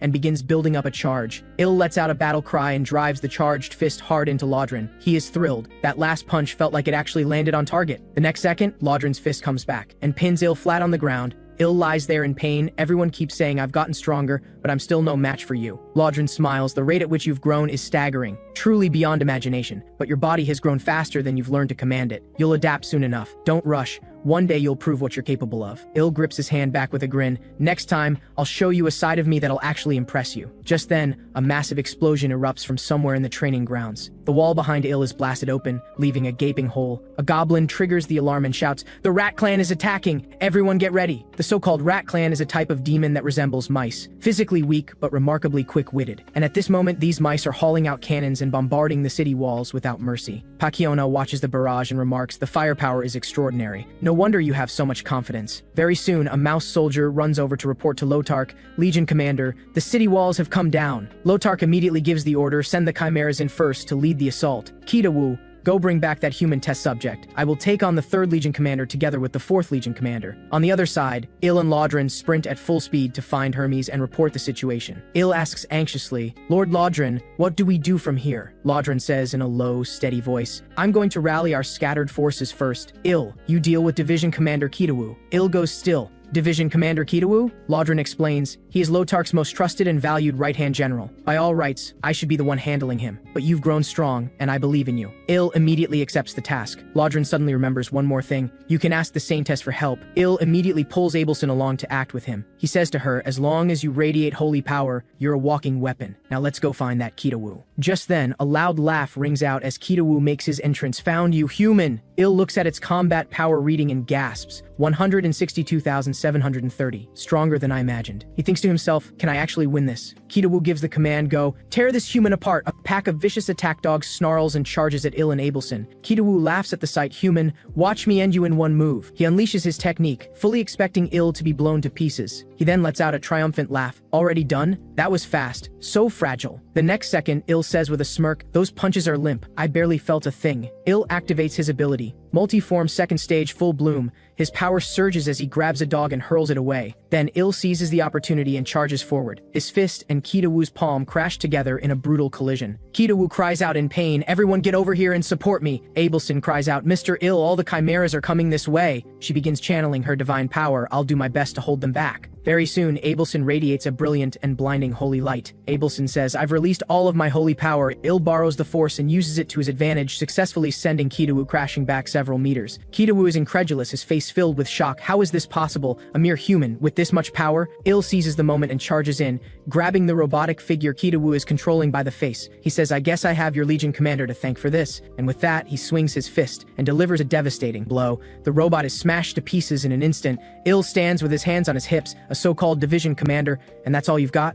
Il starts showing off. Have I actually gotten stronger? Abelson runs over with concern. Mr. Il, are you alright? Il turns back and answers, I'm fine. On the other side of the battlefield, Hermes stands facing off against both Lotark and Pak Hyun-a. Lotark glares with cold, menacing eyes. 3rd Legion Commander, are you ready? Hermes lets out a light laugh. So you brought the 4th Legion Commander too. Lotark, you really will stoop to anything just to win. Lotark says without a care, call me despicable all you want. I'm taking you down today. I'm going to beat you here, and finally surpass you once and for all. Lotark then turns and urges, Pak Hyun-a, you're ready, right? Let's deal with her together. But Pak Hyun-a just smiles and says, sorry, I'm suddenly feeling a bit hungry. Lotark stares in disbelief. What are you talking about? Pak Hyun-a waves her hand dismissively. You two sort it out yourselves. I'm going home to make instant noodles. Before leaving, she points at Hermes and says, one thing before I go, you owe me one. Consider all debts, old and new, settled. After Pak Hyun-a leaves, Hermes feigns distress. Oh no, your backup just walked out on you. Lotark suddenly realizes, did you two plan this from the start? Hermes freely admits it, exactly as you suspected. Pak Hyun-a's been on my side all along. Even knowing that, do you still want to keep fighting?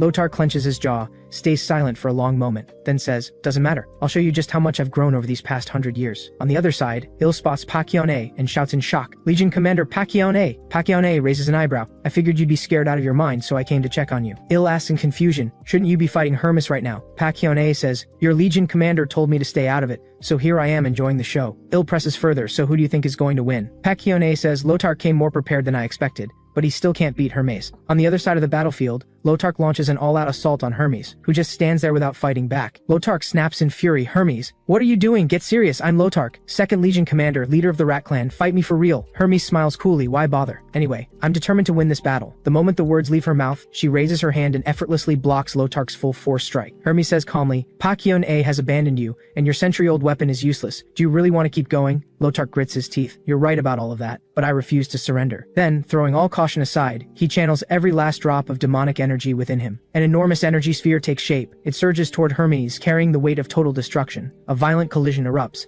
unleashing a deafening, earth-shaking boom. Lotark gasped for breath. You felt that power, didn't you? Hermes stands completely unscathed. That was actually a little dangerous. You've improved a lot. Now that you're done, it's my turn. Hermes strikes in an instant, launching a massive shockwave. Lotark's face is filled with sheer terror. Hermes' attack crashes down on Lotark like a violent storm. Lotark frantically tries to reach for his weapon switch, but his custom weapon is sent flying before he can even touch it. Lotark is blasted away by the shockwave, his body battered and broken, covered in wounds. He calls out Hermes' name in a faint, barely audible voice. Hermes asks, what is it? Are you asking me to spare you? Lotark chokes out the words, to you. Am I still the same useless, pathetic Lotark? It turns out that in his youth, Lotark had made a grand vow. He would grow just as powerful as Lord Hermes. He would become a demon powerful enough that no one would ever look down on him. Yet Hermes had once told him that Lotark was still too weak. She said that he wouldn't survive without her care. Hearing this, Hermes realizes her words had wounded him deeply. She sighs softly. Time is merciless. It changes so many people and things. We started like lovers, always by each other's side, but feelings shift over time. Still, because of you, I was happy for a long while, she says gently. Thank you, 2nd Legion Commander. Now get some rest. After the battle ends, Hermes tells everyone that this place is beyond repair. Il nods in agreement. It's completely wrecked, no one can live here anymore. Lodrin asks in confusion, then where are we supposed to go? Hermes says, Gardol City, in the 8th Division. She looks at Lodrin and gives the order, write a letter and tell the 8th Division Commander to clear out the quarters immediately. On the way back, Lodrin mutters to himself, why does it have to be the 8th Division? Gardol City is the front line closest to the human forces. Il grimaces, that sounds dangerous. But it hasn't fallen yet, so the commander must be something. Lodrin replies, that's hard to say. Do you know where the Himolun fortress is? Il shakes his head, completely clueless. He's never even heard of the place. Lodrin sighs and says, the first time we met was at Himolun. The fortress was taken, and we were forced to pull our front line way back. The commander in charge at the time was Grat, 8th Division Commander. Il says in amazement, I can't believe he survived Lord Hermes' fury. Lodrin says, because when his forces were surrounded on all sides, he held the main base at Gardeli City. Il sums it up, so he's the type who holds the last line of defense no matter what. Lodrin shakes his head, that's the thing. Nobody knows how he managed to hold it. Meanwhile, in Gardeli City, 8th Legion Commander Grat slams his fist on the table in a rage after reading Lodrin's letter. He roars, they want me to hand over Gardeli City to serve as the 3rd Legion's headquarters? Has that old witch Hermes figured something out? If that's the case, there's only one option, rebellion. He reaches for his communication crystal orb. He speaks into the crystal orb, this is Grat, 8th Division Commander of the 3rd Legion Demon Army. A voice comes through from the other side, haven't heard from you since the squad leader selection. Now you must have something important. Grat says in a low, steady voice, I have an urgent proposal,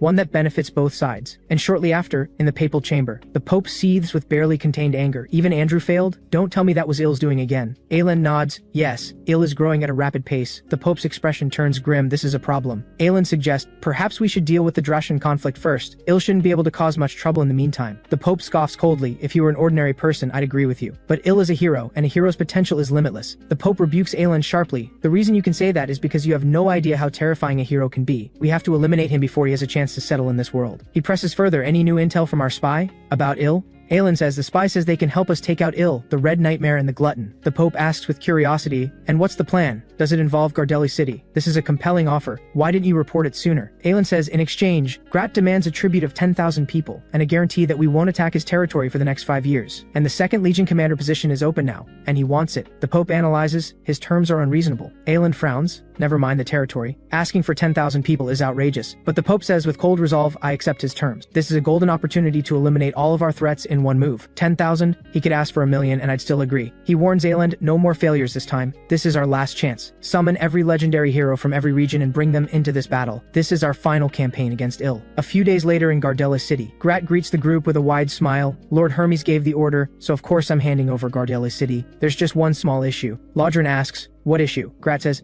the neighboring human forces have been making unusual moves lately. It looks like they're gearing up for a siege. Lodron asks in a serious tone, do you have a plan? Grat says, I'd like to send out strike teams to break through their lines before they can gather. So I'd like your help. We've been short on manpower lately. Lodron thinks for a moment, then nods in agreement. Understood. He follows up, can the people who came with me join my unit? Grat looks reluctant. That could be a problem. One look at them and you'd know they'd be a liability. Since we're short-handed anyway, I'll just assign them to wherever they're most useful. That night, in their quarters, Ill lies in bed muttering to himself, what does it even mean to be a hero? I'm supposed to be a hero. And yet here I am going to war against humans. It's a lot to sit with. Rachel gently tries to comfort him from beside him. There's nothing you can do. That's just the situation right now. Ill ventures a bold guess. Maybe heroes don't exist for humans, or for the sake of some absolute justice either. Abelson chimes in from nearby. It's said that heroes appear in response to the collective will of all living beings. Ill's eyes light up and he quickly asks, the collective will of all living beings, what does that mean? Abelson explains, according to ancient texts, heroes are born for the well-being of the absolute majority. Ill stares in shock. Does that majority include life beyond humans? Abelson nods. It's possible. Looked at from a broader perspective, human happiness doesn't equal the happiness of all living beings. Ill has a sudden realization. So the absolute majority means all living creatures. Abelson smiles lightly, most likely, which is exactly why the world needs a mutant hero like you. The following morning, Ill, Abelson, and Boppo are all assigned to the rear to guard the supply facilities. Ill sighs, I went along with what the division commander said, but now I'm more bothered than before. Rachel asks curiously,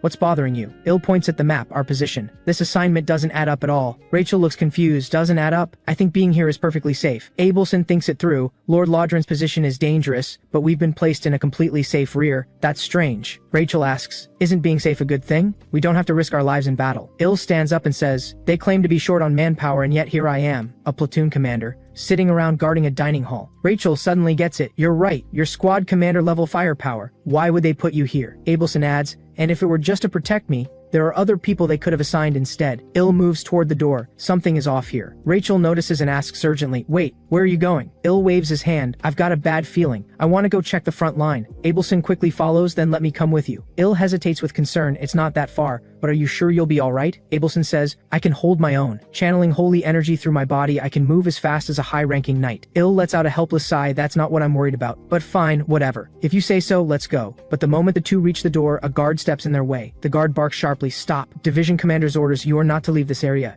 Ill thinks fast. I really need to use the bathroom. You want me to go right here? The goblin guard holds firm. You cannot leave. The division commander's orders are that you stay here. Ill feels a rising sense of dread. Something isn't right. Please let Lord Lodron be okay. Meanwhile, on the battlefield, Lodron has just finished a fierce exchange with a hero. The red-haired hero says, not bad at all. Most people can't hold out against two of us this long. Let's stop dragging this out and finish it. The red-haired hero calls out an order. Holy magic core, fall in. Prepare for a full assault. Lodron's stomach drops. There's an ambush. So Grat really is the traitor in the 3rd Legion. He surveys the closing forces. 2 heroes and a crowd of knights. He scoffs coldly. You brought all these knights just for me? Seems a little excessive. The red-haired hero chuckles. I'll admit it feels like overkill too. But you're the glutton's most valued subordinate. Lodron instantly understands. Their real target isn't him at all. It's Lord Hermes. The red-haired hero issues another command. 2nd Knight order. Take your position positions. Prepare to surround and neutralize the target. Demonic energy surges around Lodron as he says, let me show you what I'm capable of. Flames ignite across his body as he roars and charges straight into the enemy ranks. Lodron swings his fist and kicks up a powerful gust of wind, sending every incoming sword flying right back at them. A hero hit by his sword cries out in shock. He created a gust like that with pure fist pressure. This is terrifying. The red-haired hero shouts, don't be afraid. He's outnumbered. Overwhelm him with numbers. A wave of heroes swarms in immediately, surrounding Lodron from every direction. Lodron raises his emblem, demonic energy exploding to its peak as he prepares his most powerful technique. The energy detonates in a massive burst, sending every hero flying instantly. Lodron seizes the moment and breaks out of the encirclement. He begins to counter at blinding speed. Moving with fierce precision, he ends it perfectly by slamming the last hero's head straight into the ground. Byron scowls at the sight of it. All that brute strength and still that cocky. Unbelievable. Byron screams and leaps forward. He swings his weapon at Lodron in a furious assault. Lodron sidesteps the strike. The two clash in an instant. Lodron reacts with lightning speed, grabbing Byron's weapon, and then hurls both the weapon and Byron himself straight into the ground. Byron scrambles back to the red-haired hero's side and says, is that guy really just a division commander? Lodron lands on the ground breathing hard as he faces off against the remaining heroes. He thinks grimly to himself, I've burned through too much demonic energy. How much longer can I last? The red-haired hero suddenly lets out a sharp whistle and shouts, now! Second night order, all units charge! In no time, a huge new wave of heroes surges forward, even more than before. Lodron tries to unleash another technique to drive them back, but the red-haired hero moves first, cutting off his motion. Then countless spears lock onto Lodron and drive through his body without hesitation. Lodron's demonic energy pours out uncontrollably as the strength rapidly drains from his body. The red-haired hero says triumphantly, these are magic tools that absorb demonic energy. One hit and a demon goes down.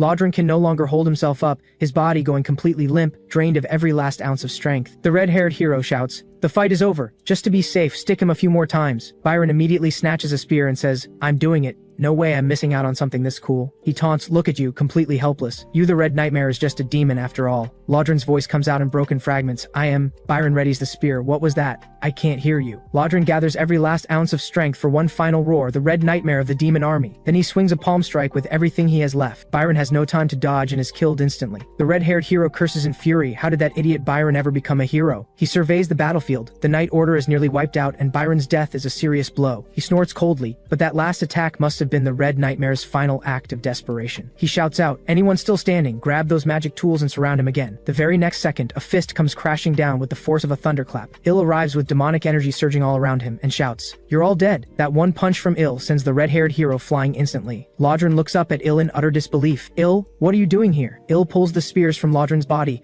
I had a bad feeling, so I came straight here. Are you alright? Lodron lets out a pained smile. My situation is not ideal. Thank you for coming. The red-haired hero stares at Il, eyes filled with suspicion. He thinks, that's the legendary hero who defected to the demons. Most of the soldiers are wiped out, and we can't let the Red Nightmare get away. Better to take them both down with me than let them walk out of here alive. He begins to chant, my flesh and blood belong to God, and a golden light radiates from his entire body. The next instant, fire erupts into the sky as holy energy sweeps across the entire battlefield. Lodron warns Il, this is on a completely different level from whoever you fought last time. This technique is called Divine Descent. It's the source of a holy knight's power. The red-haired hero says with pride, exactly. Don't you dare compare my technique to that trash. What I wield is true divine power, not some cheap imitation. Lodron continues explaining. Holy knights use divine descent to unleash overwhelming force, but whoever uses it pays with their life. The red-haired hero calmly admits, just like you said, the user burns through all of their holy energy. He charges at Il with a roar, but even if it costs me my life, I will not let you leave here alive. The red-haired hero swings his sword down hard. Il raises his arm to block. Il grunts. The attack is blocked, but the impact still hits like a shockwave. The red-haired hero laughs. Holy energy and demonic energy are natural opposites. You're not a human hero anymore. At that moment, an enormous energy sphere forms. Carrying the force of pure destruction, it surges toward them both. Il is struck dead on by the sphere and skids back nearly 10 meters before he finds his footing. Il glances over at Lodron, thinking anxiously, can Lord Lodron still hold on? He looks like he's in even worse shape than I am. He's got to be suffering far more than I am right now. If I can drain the red-haired hero's holy energy, he'll die. I just need to stall for time. But how much longer can Lord Lodron actually hold on? The red-haired hero is coughing up blood and murmuring to himself, I've burned through more holy energy than I expected. His ears are ringing and his vision grows blurrier by the second. He steadies himself with a thought, but they're demons who run on demonic energy. Even blind, I can sense them. Il suddenly speaks up. You've already gone blind, haven't you?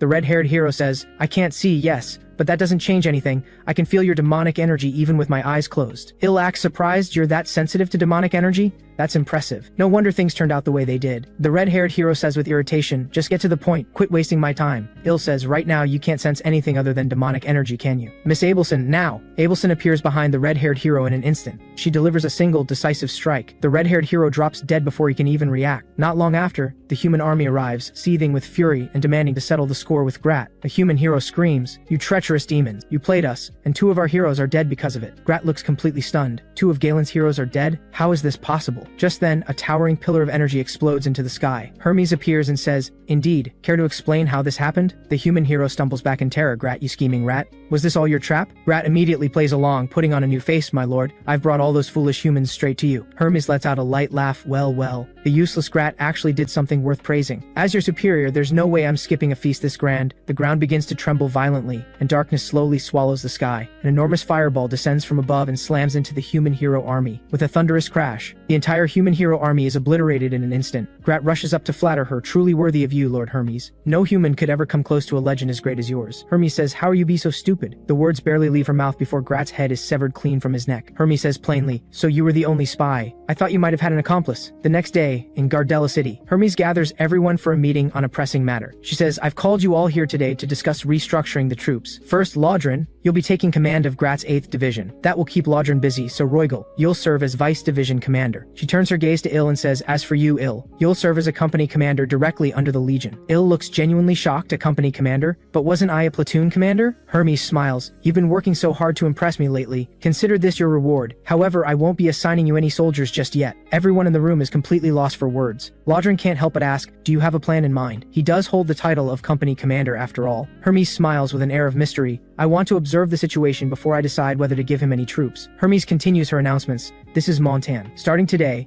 he'll be handling Legion commander duties in my place. In short, I'll be stepping away for a while. There's something urgent I need to take care of. That evening in Abelson's quarters, Il says, what made you think to hit him from behind like that? Abelson says, I just felt like I had to do something. I need to keep pushing to grow stronger. Il looks thoughtful and says, so you're planning to keep fighting alongside us going forward? Abelson nods. If everyone is willing to have me, I'd be glad to help. Il smiles and encourages her. I know you'll be incredible. You're one of the highest holy energy holders in the entire empire. Abelson shakes her head. Raw power alone doesn't win fights. Look at you. You hardly ever rely on brute strength. You always win in the strangest ways. Rachel speaks up from beside them, a little indignant, if you put it that way. People who don't know him might think the hero is some kind of lowlife. Our hero is plenty impressive, for the record. On the other side, at Bennett, a border village in Galen, Hermes arrives alone. She storms into the village and leaves no one standing in her wake. Hermes says coldly, I'll let one of you live to carry the message back. Starting today, I will erase one village from the Holy Empire's map, every single day. Back in Gardelli City, Lodrin hears the news and rushes to find Hermes at once. Hermes raises an eyebrow. My, you forgot to knock. That's rare. Lodrin's face is filled with worry. What on earth are you thinking? Going after human settlements alone? Hermes says calmly. Everything I'm doing is for the future of our people. The moment I step into the open, they'll have no choice but to play their trump card. Even if I can only take out one of Galen's legends, that's time bought for us. Lodrin looks confused. And what exactly do you plan to do with that time? Hermes says, well, give our hope the space to grow, of course. After Lodrin leaves, Hermes quietly murmurs to herself, Lodrin will never be able to accept this. Montan says, he's too earnest by nature. But are you still against working with the Demon King? That battle plan is far too risky. Hermes says, the Demon King and I, that chapter is closed. I hold nothing against the choice he made, because I finally understand why the Demon King has been avoiding war all this time. To be honest, until not long ago, I thought he was letting his feelings make him foolish. I couldn't understand how that man had suddenly turned into such a hesitant, overthinking idiot. I even lost my temper at him once, told him to go back to being the powerful, ruthless Demon King he used to be, and yet now here I am, about to make a choice that the old me never would have made. If I had understood the feeling of wanting to protect someone a little sooner, I never would have treated him that way. Hermes then summons Frischer, and Frischer turns out to be Aland, one of the Pope's own men. Hermes says with a teasing smile, still playing the priest, are you? Frischer removes his mask. His true face is revealed. He says with quiet emotion, I've been living as the Pope for so long. I suppose old habits die hard. Hermes hands him a letter and says, this one is for you, the other two, please deliver one to Lodrin and one to Montan. Hermes adds one final instruction, watch over Il and make sure he stays alive. Frischer seems genuinely surprised. Are you serious? Why? Hermes smiles. Once you get to know him, you'll understand. The next day, in Il's room, someone suddenly yanks the blanket off him. Il jolts awake and shouts, who is that? How dare you disturb my sleep? When he sees it's Lodrin, Il snaps to attention immediately. Whatever you need, just say it. I'm on it.